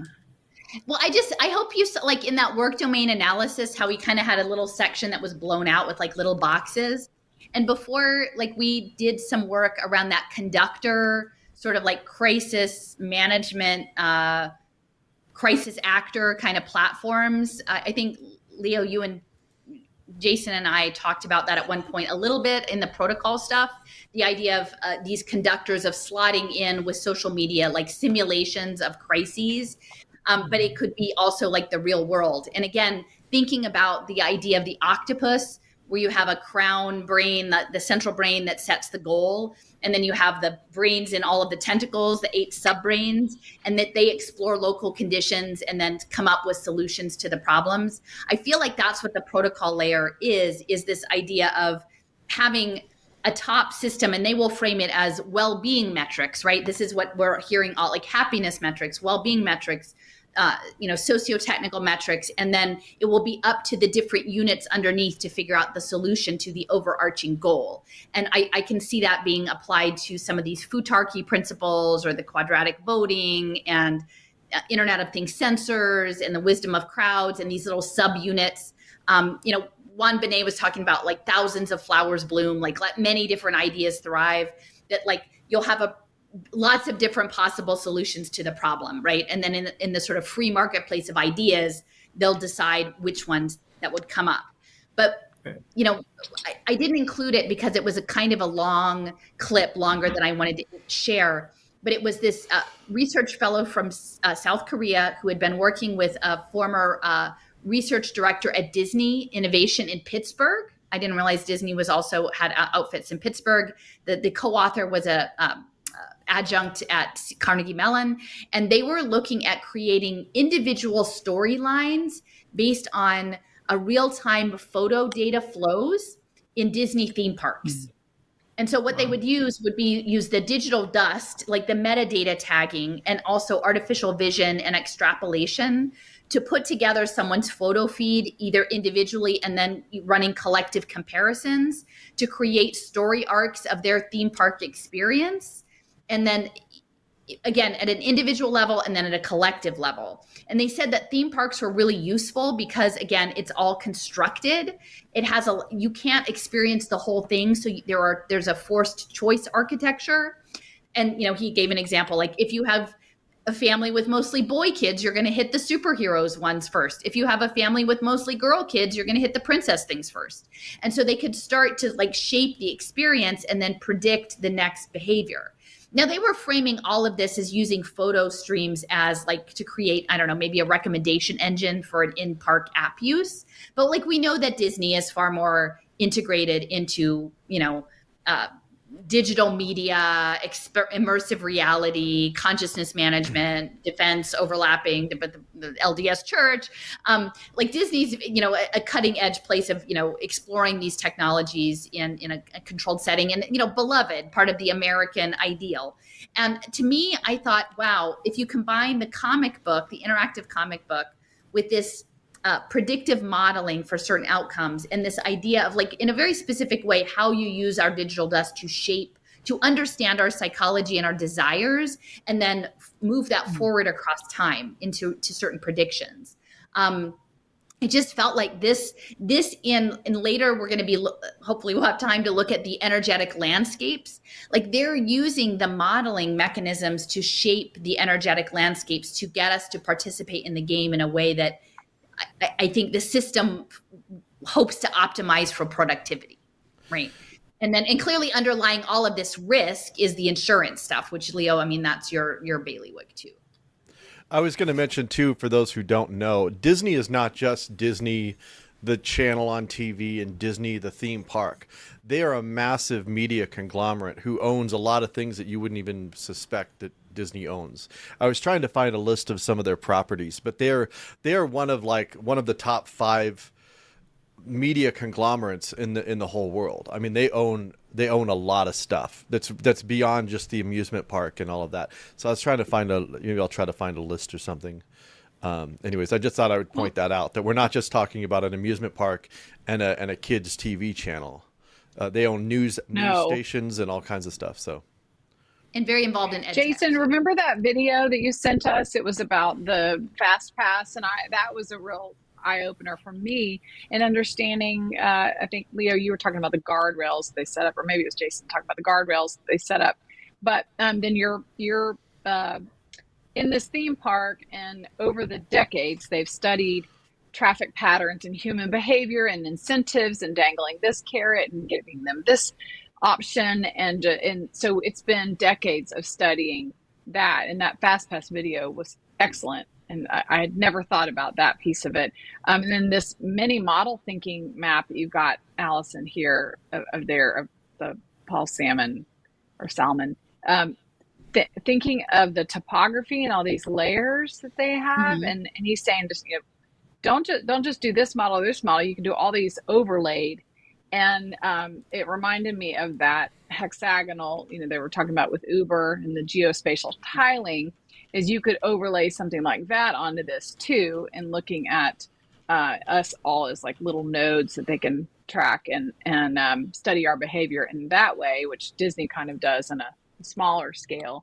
And then also I want to go back to the global challenges. That seems to be part of that storyboard that you've clued into, Alison, that everything there's something about that emotional connection and a story, and they always start with solving the world's most pressing challenges. I've seen this phrase over and over again. Solving the world's most pressing issues are these global challenges, and how we're all supposed to be coming up with ways to solve these global problems. In the schools, they talk about problem-based learning or project-based learning, and I clued into that as you did, Alison. Education was shifting, and when they're talking about remaking or reinventing all these other systems, education is one of those. And they've done it by shifting away from what they call sit and get, where you would learn move through a textbook. You now are, the kids are tasked with solving adult issues through project-based learning because it's supposed to develop critical thinking. There is something in that design thinking and changing the spaces of the schools, making it more of this group effort instead of your individual effort. That is an agenda that ties in with this. And the last thing was what else did I write? I don't know. That's pretty much it. But I think that those are interesting pieces of this with this hive mind or collective brain. Yeah, I feel like the obvious thing, which you've pointed out, Alison, for a long time, is the social development goals being the, like hierarchical steering outcome goal for these different systems that you'd be using different models to implement, and then, taking bets out on the likelihood of failure. And that's where the whole insurance aspect comes in. But and you can see within these models, like both education, health records, right? The Newton, right? Education is the most data mineable place until we get nanobots, right, in our bodies. And then it'll be the health stuff. And then maybe the nanobots in the soil. It'll be the ecosystem, right? The real time. But all of that is about like refining the model making. Because I'm sure at this point, they're still pretty basic, like rudimentary, but that they hope to get them to be very granular. Right. Definitely. Oh, I thought of one last thing, Jason, on the Disney deal is that Disney also, this is so strange, but I have a book from Dallas Education back in the 50s, and Disney actually provided the sex ed in the 50s in Dallas ISD with videos. And I thought that was fascinating. Who knew? Mickey. Or after the reproduction. Mickey and Donald were like modeling sex ed for Dallas ISD kids. Yeah. No wonder we're all a mess. I have to... That's crazy. I have to run actually now. But all right. Well, thank you, Leo, for hanging out. Good to talk. Leo. Nice to meet you, Always Lynn. Appreciate your thoughtful perspective. Oh, thanks, you too. Bye, Jason. Bye. All right. Okay, we're here to talk about coordination protocols. And if you don't know what the F I'm talking about, you get to look at Octavian's graphics during the talk. So it's worth paying attention either way. I'm Kevin Owaki. I have a computer science degree from University of Delaware in 2006. Delaware. Still identify as a software engineer, but I'm really more of a meme lord these days. And I'm the founder of Supermodular, which is a regen venture studio that is working on building regenerative cryptoeconomics, and also a co-founder of Gitcoin. Has anyone in the audience heard of Gitcoin? There we go, freebie audience engagement. But I just tricked you into a demo of a protocol, which is the hand raise protocol used to non-verbally communicate binary information. And I think that that's fun because we're used to thinking about protocols like TCP/IP and blockchains, but protocols are just rule sets for how different agents interact with each other. And internalizing protocols as something that we do every day in order to coordinate, I think it helps sort of like humanize and build up to the complex consensus-based mechanisms and protocols that we have and we use every single day. I got nerd sniped by Venkatesh Rao, did a podcast with him. And basically the premise of the podcast was most of history and the way that we tell history is institution-centric or nation-state-centric or agent-centric. But what if we took a more protocol-centric view of the world? So basically, instead of talking about individual agents and their stories, individual nation states and their stories, and what if we looked at the protocols that they use in order to coordinate with each other, how they co-evolve, how they fork, and how they co-evolve with us? Another allegory you could use for this line of thinking is like, I don't know if anyone's ever read The Botany of Desire, which is this famous book about how if you actually look at the history of like the crops that humanity uses, like marijuana and apples, from a certain age, like from their point of view, they're using the humans to reproduce themselves, which I thought was like a pretty profound way of thinking about the synergies between like Red Delicious Apple is using us so that it can reproduce. Like we are the agents that are serving the Red Delicious apples and allowing them to proliferate and not the other way around. So if you look at protocols and the way that they inhabit us and give us evolutionary advantage so that they can replicate, then I think that was a pretty profound way of looking at the world. And it's kind of, changed the way I think of things. You may know about the meme, it's all coordination, but now I think that it's all coordination via protocols, and it always has been. All right, it's called the handshake protocol. Are you ready? Yes, we did. It's like that we all just knew about those protocols, like they were already in us and using us to coordinate themselves, to replicate themselves. Did I mention that it's all coordination protocols and that it always has been? Well, what I think that gets especially interesting is thinking about the topology of each coordination protocol. So thinking about it like a shape rotator would think about each protocol. So basically, how does this protocol change the incentive landscape of the way people coordinate around the protocol? The topology of the incentive landscape of the handshake protocol co-evolved with humanity. And, that's sort of a basic example that's just sort of fun and trivial. And I think it's, it's sort of like a toy example. It's the hello world of protocols. But, what happens when you scale that up to ecosystems where you're doing quadratic funding with each other, and the agents in that system can start to realize that you're working on public goods and you're going to get rewarded for that. Can that change the incentive landscape? Can that warp the incentive topology around that incentive landscape so that people can just quit their job and work on public goods? Would be an example of a topology. So as we build up towards the more advanced protocols in this chat, I want to talk about the topology of how this changes the incentive landscape around the protocol. And the scaffold of this talk is we're going to work from handshake protocol all the way up to public goods funding protocols. Yeah, I like how you put Kevin a wacky instead of a wacky. You misspelled his name. All right. That's all right. I can fix that. Yeah. It's not a big deal. So thoughts? The shape of geopolitics. Did you see the magenta hexahedron, which is the icosahedron? Well, they first started out with which is it called? I think that one's an icosahedron, and they use that for the National Interoperability Collaborative, and I think it represents water too. Actually, icosahedron. Yeah. Well, in the Metatron's cube is similar to that, but the first shape was the magenta cube, and thinking that symbol recurring in 3D is the blockchain, hexagonal badges and this tokenized economy. That's often the symbol they use. And then this one here, the shape rotator, and it looks like those edge blocks too from Alison from IFTF, the Institute for the Future.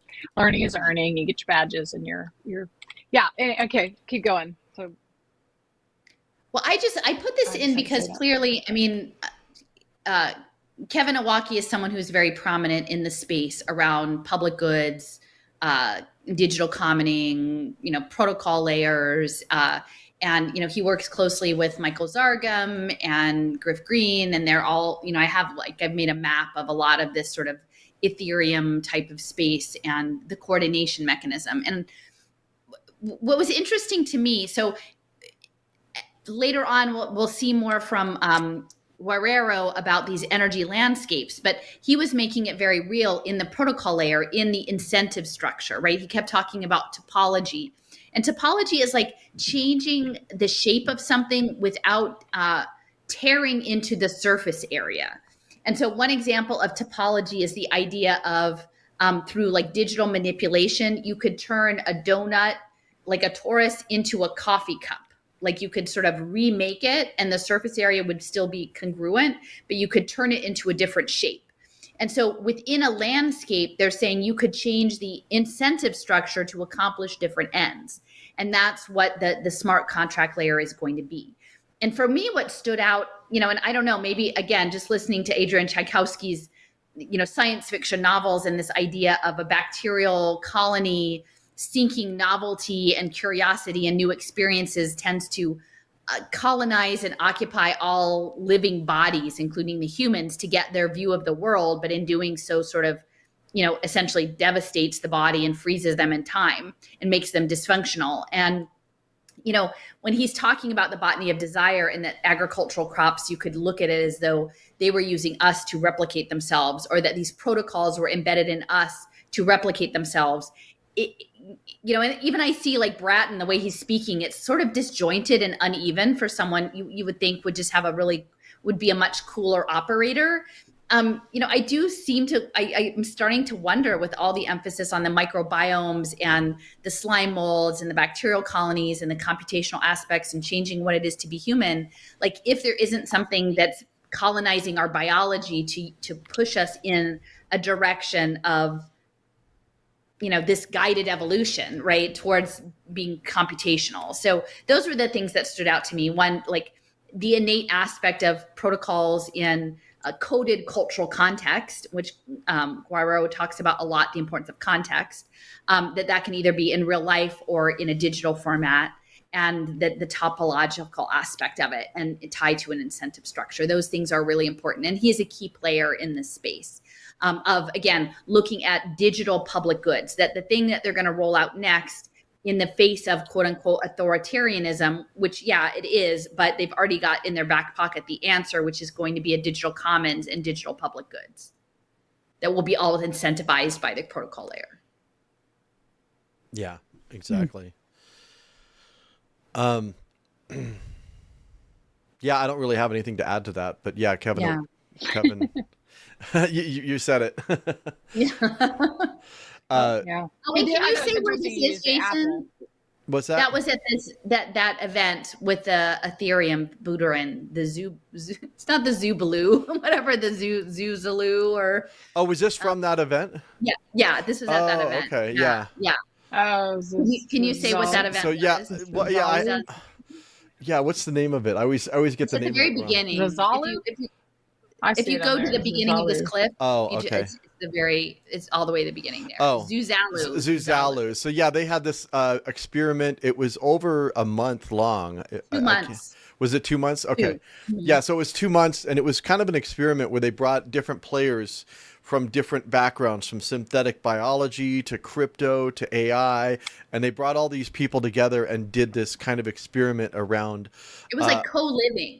So they all stayed together. They cooked together. They went on hikes together, and they worked together.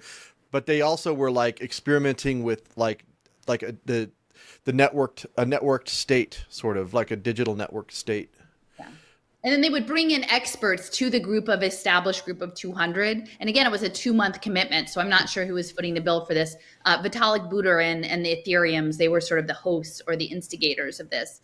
And then they would bring in people who had expertise in the network state, digital governance, AI, synthetic biology, and bring them in and then interface. So there was like exterior pollination of the ideas among the core group of 200. So they sort of built a culture.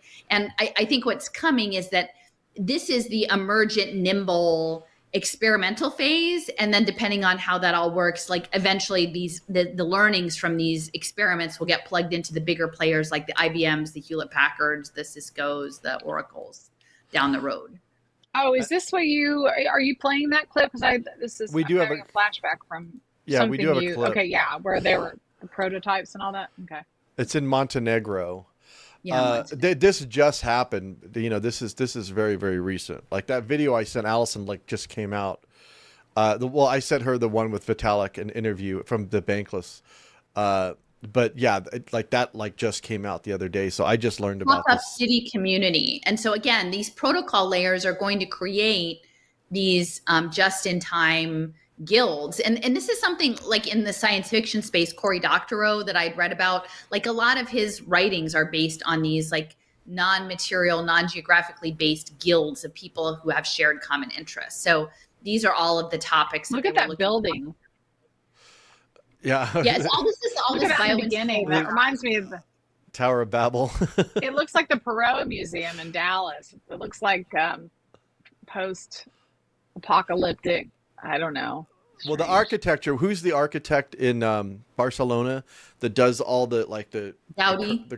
Gaudi. It's got kind of a Gaudi feel to it as well. But I think it's supposed to sort of almost be like resilient, right? Like the fungus will just grow your building for you or something like that. Yeah. They talk about that. you know. And these are But some of the different. yeah, AI and crypto coordinations, right? And that's the thing Awaki keeps emphasizing. It's always been about coordination, and it always has been. And Oh yeah, the longevity. That's the people that are anti-aging, exactly. People that don't want to die. They just want to continue to live with the extension. Forever and ever and ever. That doesn't sound good to me.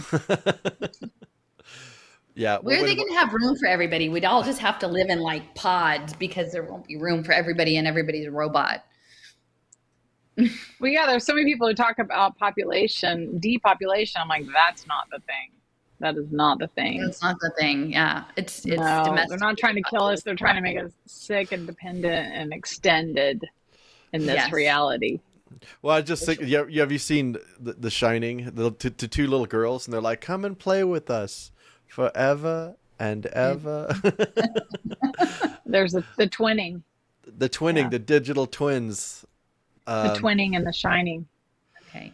So this next one, we're back to Benjamin. This is just a short one, but he's talking about geotechnology. Again, he was looking at planetary sapience and like planetary scale computing and linking like geotech, like the technology of geology to geopolitics. And this is sort of like the platform governance model. So that comes up next.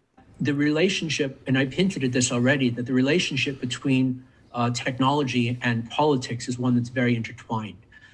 We assume that in many cases the future of a geopolitics and the future of a geotechnology may be quite convergent. And that not only is it what kind of geopolitics do we need to produce the geotechnology that we need, we are also at least open to the idea that the geotechnology may produce the geopolitics, and the history of technology may bear this out to a greater extent. So this is just a very short pull of a couple of pull quotes from this presentation on DIA, which Jason, can you speak just briefly to the presentation you did on Ukraine, the digital transformation of Ukraine? Yeah, so I was I've always felt like there's a lot more to the Ukraine story than we understand, and I know that a lot of it has to do with digital governance and the digital transformation. So even before like they had a big event in Washington D.C. around introducing DIA, but even before that they had presentations about DIA at the World Economic Forum in Davos, and some other things that I'd see come up on my feed that I'd watched some different clips. So I did a presentation just about like connecting the war to all the digitization projects, and one of the major ones is DIA, which is an app. It's basically, they call it your government in an app. And it's an app on your phone that does a whole bunch of different things, from distributing services and money and reporting on things, reporting on troop activity to, all kinds of, there's a whole gamut of things that this app does. They say it's like your government in your phone, essentially. Right. And it was underwritten by the U.S. government, right, through USAID. USAID, and Samantha Powers is the woman speaking on that. She's next up. But this is how the blockchain identity came through the quote unquote humanitarian aid space, which is really central. And like the State Department, this is the new form of, imperialism, right? Getting everyone, but it's not just global North, global South, because the goal is that everyone is going to be on the app. So when this story got a lot of traction from like people in the health freedom community and the freedom community, because they're like, oh my gosh, the DIA government app, one of the clips that I showed was Samantha Power with the head of, I think it was Visa or MasterCard, I can't remember which one it was. I think it was Visa. But they're like, when are we going to get this in the US? And she kind of like Hodge was like, I don't know. I don't think the DI app is coming to the States quite as soon, but they're going to introduce it in other countries where they're, people are more open to it. But a lot of people were like, oh my gosh, this is a big threat to our freedom. Whereas I think in the US, a lot of a lot of the things that are built into the Dia app are going to be built into other things and into more Right. like, you know what I mean? So we're going to still get all that stuff. It's just going to be It's Peter distributed. Thiel will be in charge of it, right? Like, Exactly. PayPal will offer to you, or what Venmo or what have you. Yeah. Exactly. So, yeah, and just Samantha Powers is married to Cass Sunstein, who was essentially a theorist in nudge theory and very prominent in the Obama administration. So, and this is the thing that it sort of frustrated me when I posted it. Someone initially commented and sort of was like, "Oh my gosh, the communists." Now, this is the U.S. State Department, okay? Like, I mean, unless we all believe somehow the U.S. is fundamentally communist, like that's a misunderstanding of what's happening. And that's a problem if at this stage you're subscribed to me and you don't understand that the narratives that are thrown out for you, whether it be, capitalism, imperialism, communism, socialism, it's only part of the truth. And the actual truth is about digital governance in the protocol layer. So I don't know if you can see this. It's called Infotopia. How Many Minds Produce Knowledge by Cass Sunstein. Interesting. I've never read this, but I bought it. It was on like a bargain. I think it was one of those bookstores that were going out of business, and I bought like a whole bunch of books, and this was one of the books I bought. It says Extraordinary. Larry Lessig is. Anyway, so I just was thinking about that. I was like, wait a minute, I have a book. It's called Infotopia: How Many Minds Produce Knowledge. So I'll have to maybe read this. That's what they want. The wisdom of the crowd. Well, and I have another one by Yochai Benkler. Is it Yochai Benkler? Anyway, yeah. They're called The Wealth of Networks that I need to revisit. So I picked up these things along the way that I'm like, that are actually, I think, relevant to what we're doing here. So But did you have those before we met each other? Oh yeah, I've had these books forever. In fact, the Yochai Benkler one I bought 15 years ago. The Wealth of Forrest, you were just getting ready. Yeah, I was. I don't know how I just ended up with these books. About DIA and what's going on. And it's about government that actually works. We're going to talk about how the government can help, specifically the government of Ukraine, which is using these technology initiatives. I joke about the government not working, but digital government is critically important moving forward. I think it's really important to think and talk about how we participate in technology in society and with our government, with our elected leaders. And far too much time has been spent weaponizing all this technology. And so here we're going to talk about how we can use it to help us move forward. Well, now Ukraine is becoming famous for something else, a new product. The Ministry of Digital Transformation is working to make DIA an open source digital public good that it will give to other countries so that they can build digital public infrastructure that serves their citizens. Partner countries that are inspired by DIA and want to accelerate their own digital transformation by developing and expanding their own e-government capabilities. Imagine that nearly everything that you need from your government, you can get with simple taps on your phone or browser. Over this past year, DIA has been a lifeline for the Ukrainian people, providing everything from cash payments for internally displaced people to an easy way for people to report damage from Putin's missile strikes. So a platform like DIA relies on robust and secure digital public infrastructure, which we have been working with the Ukrainian government, UK Aid, and the Eurasia Foundation to build since the year 2016. The state in a smartphone. And now we want to share what they've built with the world. So that pretty much says it all. But, for me, it really helps this idea of what works government, that Michael Bloomberg and our former mayor, Michael Nutter, were pushing, open data, smart cities, transparency, open source, everything. Like that's all part of this digital government scenario, right? And that's, part of the game mechanics is all part of that. But governance, again, also being Kubernetes or cybernetics. And so it's just getting clearer and clearer how the narrative is being managed. And I think one thing that confuses a lot of people too, where if they're coming at this from maybe a conservative ideological standpoint, which is they're like, oh, government. Okay, D is bad because that's government. But this thing over here is not bad because it's not government. And you can't look at these things as two separate things. These things are going to interact. Yeah, they're complementary. And digital government. Right, exactly. So it's like, yeah, government itself is about to radically change, and a large percentage of it is going to be privatized, but it's going to be connected to government on the back end through APIs and whatnot. Mm-hmm. And those are the different protocol layers. But that's I think that's one of the biggest obstacles that keeps people from actually seeing the whole elephant, seeing the whole thing for what it is that like that's everybody was all up in arms about the DIA thing, but those same people weren't saying a damn thing about any of the other stuff that Alison and you and I have been talking about for several years now, So, yeah, it's kind of frustrating. I always think it's interesting when government uses the term ministry. I know Singapore has the Ministry of Education, and she mentioned ministry and public good. And there's another clip, Alison, that I think you're playing where they're talking about the public good versus just the altruistic, natural, doing something nice for someone or an act of service.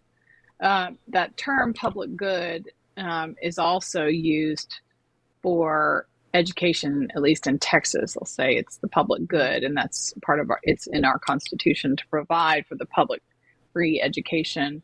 I noticed just this whole thing. They said, "Oh, since 2016, we've been doing this, and now we can scale it, to deal with this the crisis." But there's the manufacturer crisis, and then there's always the counterfeit solution. It's always more technology. It's always more, more. That's what DIA is. I mean, that's basically what they're wanting. Is to provide all the government services through these convenient technologies, and they're ready to go before the crisis ever began, just like New Orleans and along the charter with school Visa, thing, right? Yeah. So it was like U.S. Along State with Department with plus Visa. Well, Visa's the private, right? And it's like you can't say, well, we don't like the government, but we like the private. Well, no, Visa's doing it too. Like Visa's not the government, right? It's an integrated program. Yeah, it is a public-private partnership. It's not strictly the government. But even like USAID is providing all the funding. I mean, that's what's always done. They provide the resources, but then it's grease the skids. Yeah. Yeah, exactly. So this one. So this is a discussion with Vitalik Buterin and this guy from Bankless, who was one of the 200 participants in this 2-month project. And they're talking about zero knowledge proofs and digital identity, and that they tried out this new QR code app called the Zoo Pass or whatever. I mean, and again, it's kind of funny word spells, right? The zoo, Zoozaloo. Like, I don't know how they came up with this goofy name, but the Zoo Pass, right? You're a zoo, a confined, caged animal in a, spectacle, and how it works. And then the next up after this, we're going to talk a little bit about coordinating signals in biology and membranes, like semi-permeable membranes. And she talks about like passports and visas instead of boundaries and walls. And so that's exactly what they're talking about here, is this sort of semi-permeable membrane control mechanism that's based on the QR code and digital identity. But don't worry, it's not a health passport. For people who want to know what ZooPass is kind of like, it's a passport. Except for Zuzalu, 2-month-long passport that works inside of this community. Right. But it is now like infrastructure that future Zuzalus or future other temporary communities can also use. So it was like this this dynamic passport that could change. But then also you could collect stamps. So the interesting thing about it, I think, make it clear to viewers that this is not the same as a COVID vaccine card, is the zero knowledge aspect, right? So like here, if I can take out my Zoo Pass right now, basically it's a QR code, and that QR code contains a zero knowledge proof, like just a, standard snark, I forget if it's Groth or Plunk or whatever, which proves that I am a member of the set of Zuzulu residents without revealing which one I am. And so like a bunch of interesting apps were built on this. So there was Zoo Poll, which basically had like polls where only Zulu residents could vote, but the votes were anonymous. And only vote once. Yes, and only vote once. And then ZooCast, which was a Twitter where all the accounts were numbered accounts, and only if you were a Zulu resident, so you could only get one numbered account.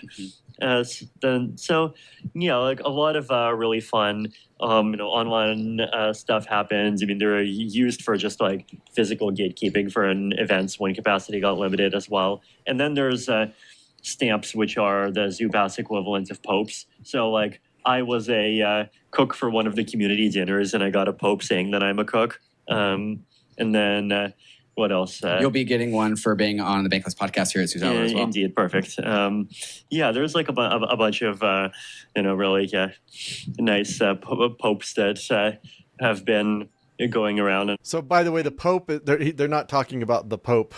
Yeah, they didn't get their own Pope. The Pope is proof of attendance or participation. So, like, if you go to an event, you would get a token saying you went to the event, or if you participate, you did something, you get a little token that said you participated in like an event or something. And I really feel like those. Well, they say it's totally anonymous. Right. Yeah, well, that's what's so stupid about but Go ahead. Well, just if they say it's anonymous, but you can only vote once. Well, if you can only vote once, it's not anonymous because they know, and they can tie that to you. And if they're dinging you with the poke, it's funny when people think it's anonymous. Well, the thing is, it's anonymous. It depends. It's anonymous to whom. So it's anonymous to certain people, but the system, you're not anonymous to the system. It's not. That's what I mean. Yeah, exactly. That's what I mean. It's not anonymous. And it's so stupid anyway. So who cares if they don't knowledge. know? The end result is still the same as the health passport, actually, whether they know your name or not. The point of it is to say, are you can you be included or should you be excluded? I mean, that's the end result. It still serves the same function, whether with or without zero knowledge proof. So zero knowledge proof is kind of stupid. They're concerned about like, oh, well, someone might hack your thing or whatever. So we don't want someone to know your personal private information. But my biggest concern about the passport is that they're setting up this thing that says, yes, you can enter, or no, you cannot enter. Yes, you can participate, or no, you can't participate. It's still creating this system of inclusion and exclusion. That's the end result of it. So whether it's zero knowledge proof or not is not like the most important thing, at least to me. But they're framing that as like the big deal. Like, oh, don't worry, it's zero knowledge proof. But you're still not going to be. They're still going to be using this to categorize you. Screen. Yeah, categorize and screen. And screen. And I will just say too, I mean, when you listen to it, this is about a pop-up community, right? So an intentional temporary community. I think that's part of the computational node system, right? Is assembly and disassembly of social systems. They talk about putting it together for use by other organizations that want to use this technology. So, I mean, that's another app like the DIA app, right? Like a social governance system. And it's a passporting system. Like it literally is a passporting to your community to situate you within the community and your participation in the community. And that's, we've looked at block science and Zargam, and they're talking about source cred, right? So maybe it's not the government rating you. Maybe it's not the Chinese social credit score, but it's like, what is your ranking within the community? Based on how many popes you have, how many proof of participation, and the token economies in the classrooms, the behavioral economies in the classrooms in PBIS, and the social emotional learning and the gamification of all that is getting the kids ready for that. Okay, so now you get points dinged to you by red critter or what have you, or on, Class Dojo, but soon it's going to be that you're getting your participation points from your in community. And these people are at least in physical proximity to one another. Like they went, I think, and physically relocated to Montenegro, but in the future, you're not going to be in physical proximity. It's going to be a totally different and digital environment. And what Zargam was saying is that you could put in different weighting mechanisms based on your personal preferences to rate people in your community and make, people like evaluate people in your digital community to identify people with whom you would have a rapport, right? Like some sort of weird community dating app, like not platonic, but like who are the people that I want to surface the people that I should talk to, right? In this group, who are reputable, who have that. And then maybe at some point my preferences change and I can tweak the algorithm and resurface new people or different people. That source cred model is integrated into the protocol layer. And, again, with Iwaki, what he's saying is these protocols are using us to self-propagate, right? Like who's in control? Are we in control of the protocol, or is the protocol in charge of us? And who's evolving? What's evolving first? Is the protocol evolving? Is it evolving us? Like, are we evolving it? Like, it's totally unclear. Yeah. We're the ones being coded. Yeah, but we think we're the coders, Right, exactly. Lynn? For now, we're the coders until it codes. Yeah, until it completely. Well, that's what's so funny about like all the people that are like on the front lines of like, helping to build this thing. They think it's their ideas. They think it's their values that are going to be embedded in this thing. And then they'll admit, oh yeah, there's these venture capitalists and these big banks and these big corporations. And oh yeah, the military's involved and who knows who else. But MK like, Ultra, but it's, yeah, exactly. But it's our ideas are the ones that are going to rise above. And this is really a system that's going to improve humanity and ecology. I mean, it's the level of naivety is just beyond the pale. They just want a nice story. They want a nice story, but you're just going to ignore all these like pretty significant facts. I don't know. It kind of blows my mind. So, here's this lady. If you have a pray. Okay, so can we before we start with Alicia, can you pull up the little clip that has a little bit of her background? The tab. I think it is. It's on one of the tabs. Okay. I think, there we go. So this is a bio from the Georgetown University Center for Clinical Bioethics. And she is a scholar. Her LinkedIn is kind of limited, but so she's affiliated with this Georgetown bioethics program. And it says that her research focuses on complex systems, models of neural processes involved in proto-moral, moral and ethical cognition, emotions, and behaviors. And so what's going to be melding with the free market economy is the moral economy, right? And we've talked about some of that, like with Drucker. So the morality, right? And even the pre-bunking and I don't know, Jason, who was the guy that was talking about like information, not pre-bunking. How could you forget Sander van der Linden? Sander van der Linden, yeah, right. So managing our neural processes around these like moral systems, and in various social contexts. So here she says her ongoing research in neurophilosophy is focused on the causal role of context-sensitive constraints in the emergence of mental events such as intentions. And she hits on this a lot, the importance of context. And so again, in the present context, like we're all outliers. We are all problematic outliers, even though we're dealing with like really important factual information that we're trying to get into people's consciousnesses. Like the social context is that cannot be allowed at this stage, right? And so we are probably dangers to that system. But the context sensitivity of morality, that's going to be governed by the protocol. So she's written a couple of books with MIT Publishing and let's see, the chair of the Council Committee on State Programs. She's connected to a lot of public health projects. And she actually has a company called Vector Analytica that's looking at data analytics in public health issues, including vector-based disease like malaria and dengue. So modeling software of health incidents. And she's originally from Cuba, and it says she's born in Cuba and played a leading role in introducing complexity theory to that island nation. So I think a lot of what went down in Cuba during the lockdowns probably had a lot to do with Ms. Huarero, Dr. Huarero. So bioethics, morality, complexity, social context. and public health, and then data analytics, vector analysis. So this is all really important stuff. And again, thank you to the people who brought her to my attention, and also, Benjamin, because these are two very interesting players whose research areas shed a lot of additional light on complexity.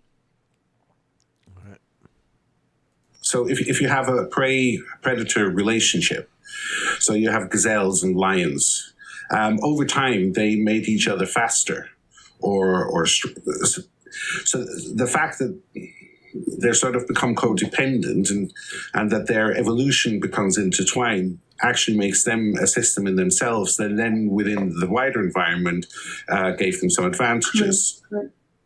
So what you just said about the grass and the horses is a similar thing. So in a sense, yes, they were competing, and they might still be competing for some resource, but the competition becomes more of a collaborative nature. And I think that is in the nature of the problem with boundaries in complex systems. In Newtonian systems, you have nice clear boundaries, right? They're kind of walls. And that fits in very nicely with Aristotelian logical categories, right? They're very clearly bounded. In complex especially complex adaptive system, because of these feedback relationships, they are more like membranes. The boundaries are porous. They're more like membranes whose behavior is governed by a set of rules or algorithms. Instead of having walls, you've got passports, right? Or visas, correct? I mean, that's a big change, correct? Instead of putting a moat in front of a medieval castle and a wall, right? You start using passports. But what that means is you've got rules that regulate the functioning of those membranes or those boundaries. So two things. I thought at the beginning it was interesting. It was a bit disconnected from the other piece about the passports, but that competition creates interdependencies in systems that might take the systems to a new level. So I think in the space of education systems, or even health systems, like the competition built into, I don't know, like the office fitness program where everybody's supposed to lose weight or whatever, or the school programs, when you put people into competition, it like raises the bar, right? And that's going to be done with intention through the protocol layer. So that, I think, is an interesting observation that brings up. But then she pivots into this organismic aspect of that we're not having a solid wall or something that's very stable and clear cut. We're going to have something that's more porous and that allows inclusion, just like you were saying, Jason, or exclusion. Who gets included, who gets excluded, that can change dynamically based on sensor technology, based on incoming data flows. Sometimes maybe something can swell and get bigger, and then in different conditions, it will shrink and get smaller. And that dynamic will happen at the intersection of the protocol rules, and those are the game mechanics, and the sensor information that is coming in. And that's a more of a biological. That's what Guerrero brings to it, is that I was really fixated for a long time on the transformation of biology into physics. And I do think that there are a lot of scientists who are really focused on biology and applying mathematical models to biology. But the counterpoint is the idea of looking at the dynamic nature of biology and working back from that. And that's what she brings to the table, which I think is quite interesting. So, the passporting, and especially saying visa of all things, like, visas. And these guys are literally saying like, we've got a pop-up community with a pop-up passport that's dynamic. It's the same thing. And what they're not saying out loud, like her framing is mostly within a corporate consulting and management consulting construct. If you just listen to her, it would sound like she's just going to apply this to some Fortune 500 C-suite executives, right? But we know it's not just that. And it isn't, because clearly she's also involved in public health, vector analytics, and other things, that these strategies are going to be applied in a much bigger way. There was a story that's just coming out, like Democracy Now! Did a piece on it, which is just totally misframed, of course, but about Prospera. Democracy Later. Exactly. But Prospera is one of these special economic zones that's really built around like a digital nation. But it's a digital nation that sits on top of physical land and with people living there. And a lot of the people are like, so you talk about these pop-up things, this pop-up thing happened on top of somebody else that are like, hey, wait a minute, like we don't agree to this pop-up thing. Well, where's your passport? Where's your digital passport? It'd be interesting too to look at like the indigenous people, like how they had to get documentation. They had to. There's right. all of that. So, yeah, there's a lot to go into on that one. And that was linked to rations, right? On the reservation system, you would have these cards that you would have to show to get the quotient of rations because they had been removed off of their original lands where they had their own sustainable way of feeding their families and into an artificial atmosphere where they could no longer do that and were dependent on the government. And that's the UBI model, right? Absolutely. Okay, so we'll just go to the next one. Timing is extremely important, and complex systems usually are characterized by oftentimes timing. So when you think of a kick, kids learn to kick on playground swings, and they learn that the timing is really important to get the swing to swing. The point I'm trying to make is that a timing is a constraint. It is not an efficient cause. The timing does not impart more energy into the process than the kick itself. Here's another example. The vasculature of an organism, our blood and lymphatic network does not impart energy directly. It merely channels and organizes that energy flow, but it is not an efficient cause. And in particular, catalysts and feedback are very important. What they do is they link separate and independent processes such that they become conditional on one another. That's obvious in chemistry, right? Or in feedback, the circularity of iteration or recursion or feedback loops links the output back to the beginning of the next stage of the process. So I think the thing for me is the conditionality, like that's the smart contract layer, and the token engineering. So, these folks talk about almost like setting up a SimCity type of simulation and then letting it run. Like you set the parameters and you let it run. You have the conditionality and you've got the feedback loops. That's the cybernetic. Yeah. So if you've got everything that's running on impact finance, data driven, show me the numbers. What put it on a leaderboard. What is the metrics? What is your starting point? What is your ending point? That's part of this feedback loop cycle that is like gearing things up, right? That is why we're seeing everything. It's like, this is the reason. So the What Works government, the cradle to career, the impact finance, the why does school turned into just like a misery of data, like, children being forced into free labor to create digital data trails, to run these systems. It's because that's the coordination mechanism in the protocol layer. The machine can't run unless it's fed in the language that it understands, which is the data analytics and is the feedback looping of like what works, what didn't work, what works, what didn't work. We're all part of that optimization program, which is the eugenics piece. And then the other piece is like timing.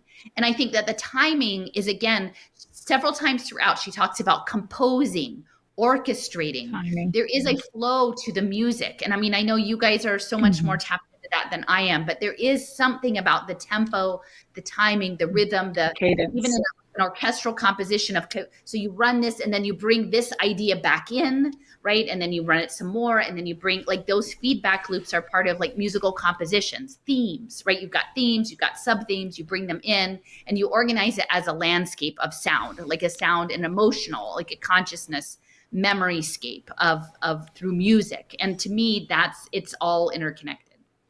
I think of like the political stage, the political theater is kind of that. They're like, oh, we're gonna swing it over here and swing it over here. There's like this whole dance that's going on here. That's like pendulum. testing the temperature of people, and then they're like, okay, we're gonna do Obama now. Now we're gonna bring Trump in now. Okay, now we're gonna bring it's almost like this whole thing of like, there's I think there's an attempted homeostasis, political homeostasis right there. But anyway, yeah, that's a good point. But it's so believable so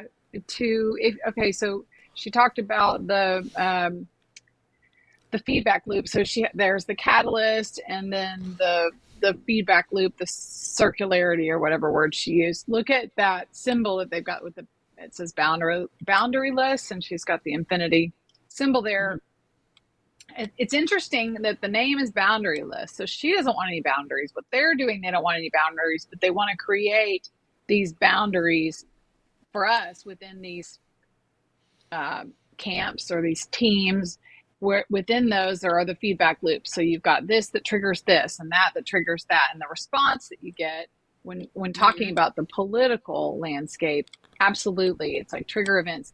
And I think they do that, like with Texas, for example, because we've had the whole debate or the whole campaign, with Beto versus Abbott, and the creates that. Well, every campaign creates that, left, right, it seems like. But yes, you got Hillary, and then you got Trump, and then, and then within those primaries, you got to have the fighting then, and then they come together. It just goes, it's repeat, rinse, repeat, constant. Yeah.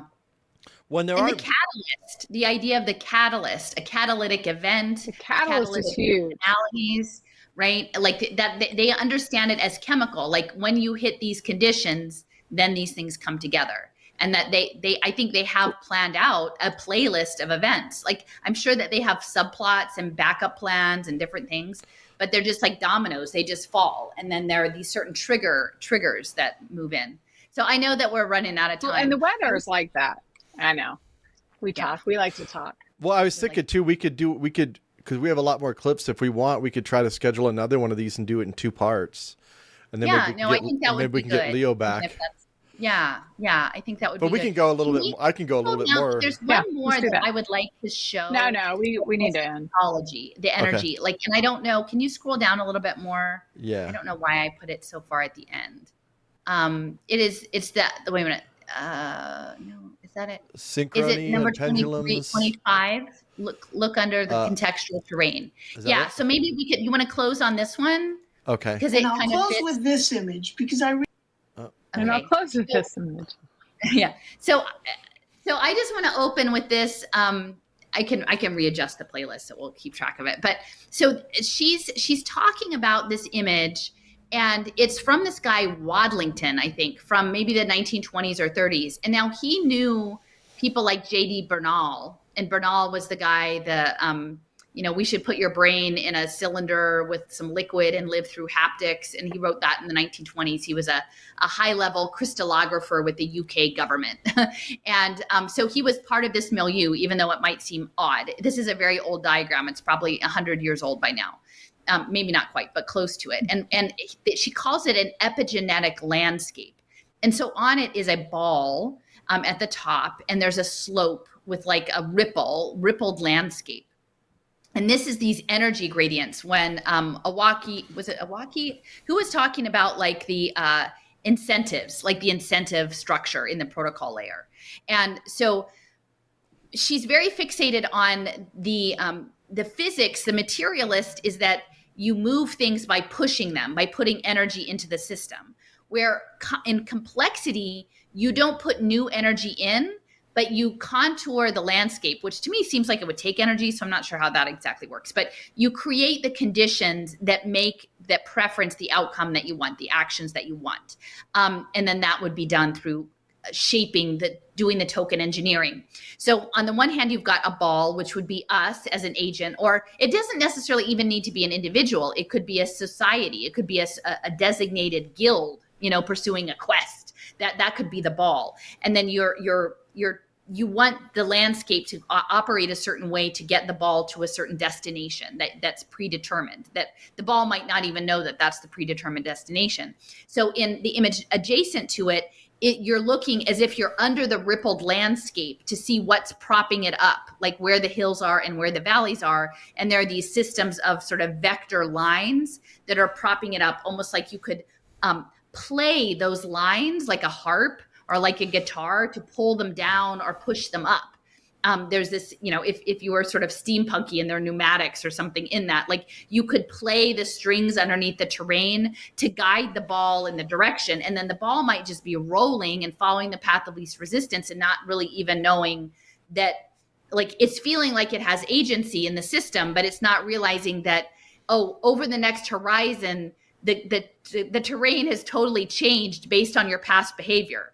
You know what I mean? Like, and by the time you get to that horizon, you don't know that it was different an hour ago, like before your data went into the system. It's just the next horizon to get you to the next phase. And, as someone who is, undergoing sort of radical life transitions now, you just sort of wonder, like, am I in a game? Am I in this simulation? Like, am I in charge of my land? Like, steering myself or the landscape, or is the landscape steering me? Like, it's unclear. So, to me, this image is really significant. And I go back to having this, in your life, you have this sort of collection of images. And sometimes looking back, you're like, did that really happen? Did that happen the way I remember it? But me having a conversation with my thesis advisor, and I was at Penn getting my master's in historic preservation, and I was writing my thesis on cultural landscapes, which is context and looking at layers of these landscapes from 18th century healing hot springs, which is interesting, all the way to 19th century industrial structures, and then including graphite, and to now into sort of a suburban corporate industrial landscape. And she looked at me and she said, Alison, like, and she was this older German woman, an immigrant, and she had white hair that was just sort of like the Glenda, the Good Witch or something, and walking down Walnut Street next to Penn, and she's saying, like, you'll see it someday, you'll see it, and she said, I've also said your family will be okay because you see it. Now my family seems to be increasingly at distance from me, which makes me sad, but maybe I'll just take her word for it that they'll be okay because I can see it. And I never would have ever guessed in a million years that my work on the Pickering Valley Railroad, for goodness sake, in Chester County, Pennsylvania, like, would lead me to understanding this Wadlington cultural landscape of cybernetic tokenomics, like within a game mechanics, data-driven game mechanic environment. It's just, anyway. So yeah. Well, one thing I noticed about the image on the right, the bee, is I've really been kind of fascinated with pulleys, and so I've really been getting into pulleys because, like, it's kind of crazy. Like, if you have, like, you can lift like a truck by yourself if you have enough pulleys. Like, the more pulleys you have, like, the more power you have. Like, if you if you hook, that's why people love to use pulleys, because you can hook a rope up, have a pulley, have another pulley, have a pulley, and for some reason it like distributes the energy or whatever. And like, the more pulleys you have, the less energy it takes to lift that. Like, to lift whatever you're lifting over here. So this looks like a big pulley system. And then looking at how, like, one thing, one piece of the landscape can be connected to another piece of the landscape. So, like, think about the social landscape. Someone's pulling in this direction, but they can be connected to a whole bunch of other things that is just automatically shifting the landscape. Does that make sense? Like, anyways, that's just kind of one of the things in the guy who was doing the risk analysis stuff and the work domain analysis, what he said is we want to look for points of inflection, right? Where you can have an outsized impact. We want to identify those points. Like, we want to know which rope to pull to get the most bang for our buck in this. And the other piece of the pulley and how this looks, it looks entangled. And so the complexity people in Snowden, they talk about it like a bramble. Like, the one thing is like, things are attached to other things, and you don't always know when you tug on the thing, all the other pieces that are going to follow along, which, I mean, I can vouch for that as a research person. Sometimes you pull the thread and you have no idea all the other stuff that's tangled up into that thread that you just, naively start tugging on. Yeah. Yeah. And so invert that. Well, I see a couple of things on image A. I'm thinking of the pinball wizard, that Who song. It looks like a pinball machine, and so depending on how it goes through the maze of things, and you can depending on your skill or the wizard, how they're going to direct that ball. But looking at the image be in thinking about, often when you're talking about connecting or making the connections and connecting the dots with all of these people and institutions and the maps that you make, that sometimes people will respond with that image of the guy pulling with the red, the murder board, with the red string. Oh, yeah. They're mocking us when they say that. Mm-hmm.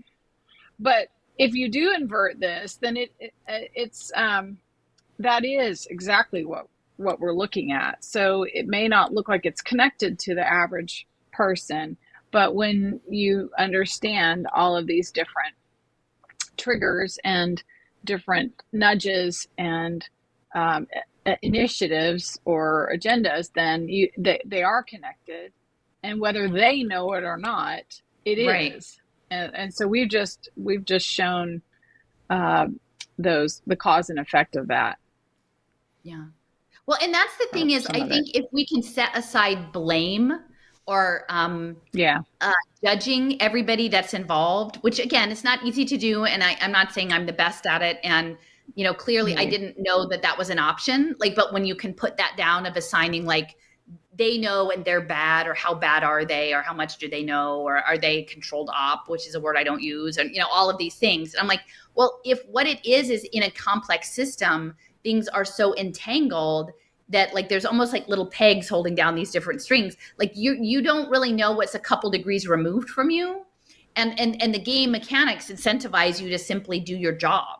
Right. And meet the metrics of doing a good job so you can get a raise and make a down payment on a house and whatever, and retire and, and go to Hawaii or something. Like the game mechanics are incentivized that you're not going to explore around where your string connects to.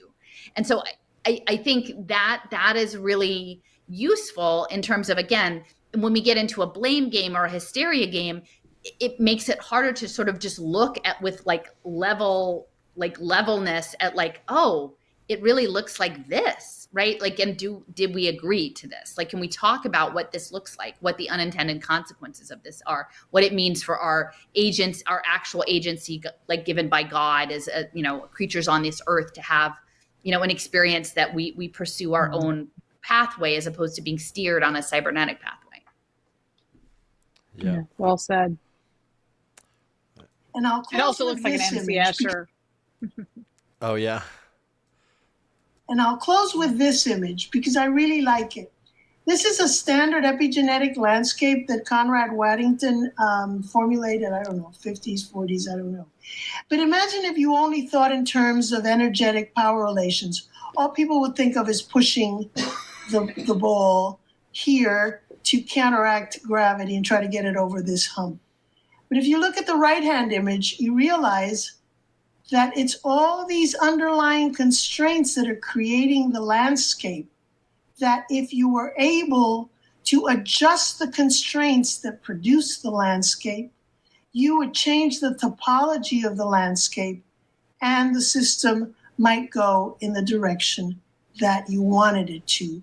So the suggestion that complex system has is you're better off trying to manage an ongoing complex system by focusing on the constraints that underpin or subtend the obvious surface phenomena than it is to try to change it through powers.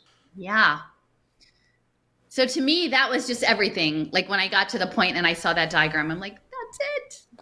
That takes it to the next level. Again, it doesn't necessarily upend the ideas. I mean, I would say what she brings to it is this idea of it's not just physics, shoving physics and biology into physics. It's actually applying biology as an overlay on that. And I would say if anyone's looking for an interesting movie to watch, my friend Wendy sort of encouraged me to watch this old David Cronenberg. Is that his name? David Cronenberg movie called Existence, and it's EXISTENZ, Z on the end, as opposed to existence with a CE. And it's 20 years old. Well, I think it was 1999 or 2000, but it's about extended reality, this virtual reality game. And,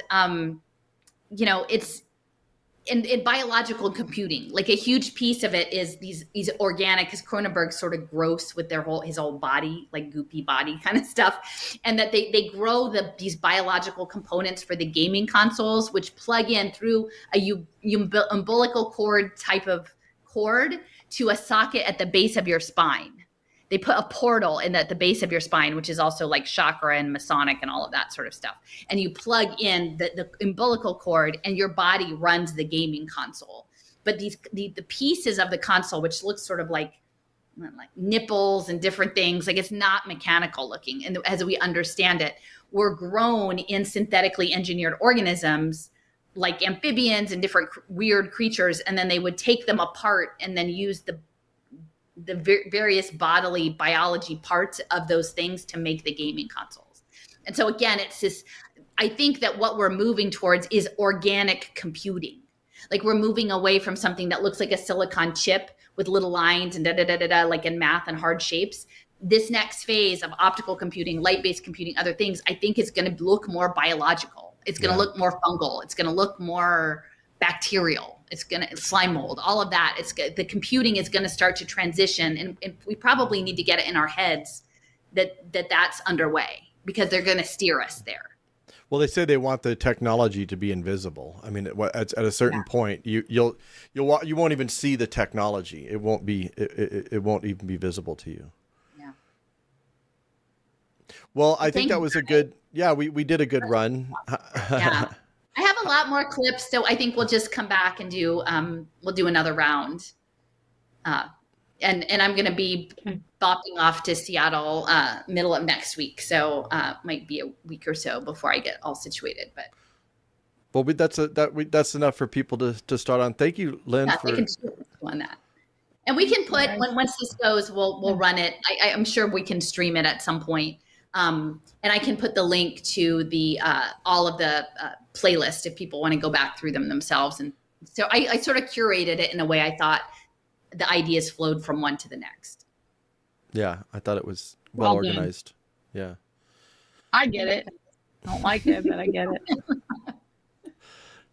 It's starting to come together. Well, thank you too. Make it go away. I know. But I think if we can understand it, we can neutralize it. Because again, she was about intent, right? Morality, contextual morality and intention. Like, I think having a good heart and having a clear eyes and being strong, right? Like having a strength of what we understand as right and true and good. And again, we don't have to make the other people super evil geniuses, because they're probably just like one little pulley string under there, and they really don't know what they're connected to. Yeah. But I think we can. There is this butterfly effect. Like if there is something where they're looking for the sweet spot that's going to have, a big outsized impact, like we just keep showing up and being the consistent voices. And then at some point, we're going to be drawing, even if it's not us particularly, but I think that the ideas that we're putting out will become more understood as things develop. Yeah. At some point, we're supposed to pray for our enemies, and there. Yeah. Sorry. No, you're fine. I know it's hard. It's hard when you got that delay. Go ahead, Lynn. I just said we can pray for our enemies, and there's a verse about pouring hot coals on them. Neutralizing some of what's out there that is wicked and bad. But I don't think singularity and all of these things win in the end. It doesn't happen. It doesn't really happen. It's just the illusion that it's going to. Yeah, I think that their dream, their vision is not possible. I don't think it's possible. I think they're going to do a lot of damage trying to make it happen, though, and it's tragic, because I actually don't think I don't even think this woman is a bad person. I don't think they want to do harm. I don't think that they actually know what it is that they're actually doing. In a bigger sense. But anyway, all right. Well, till next time. Thanks, you two. All right. Bye, everybody. See you guys.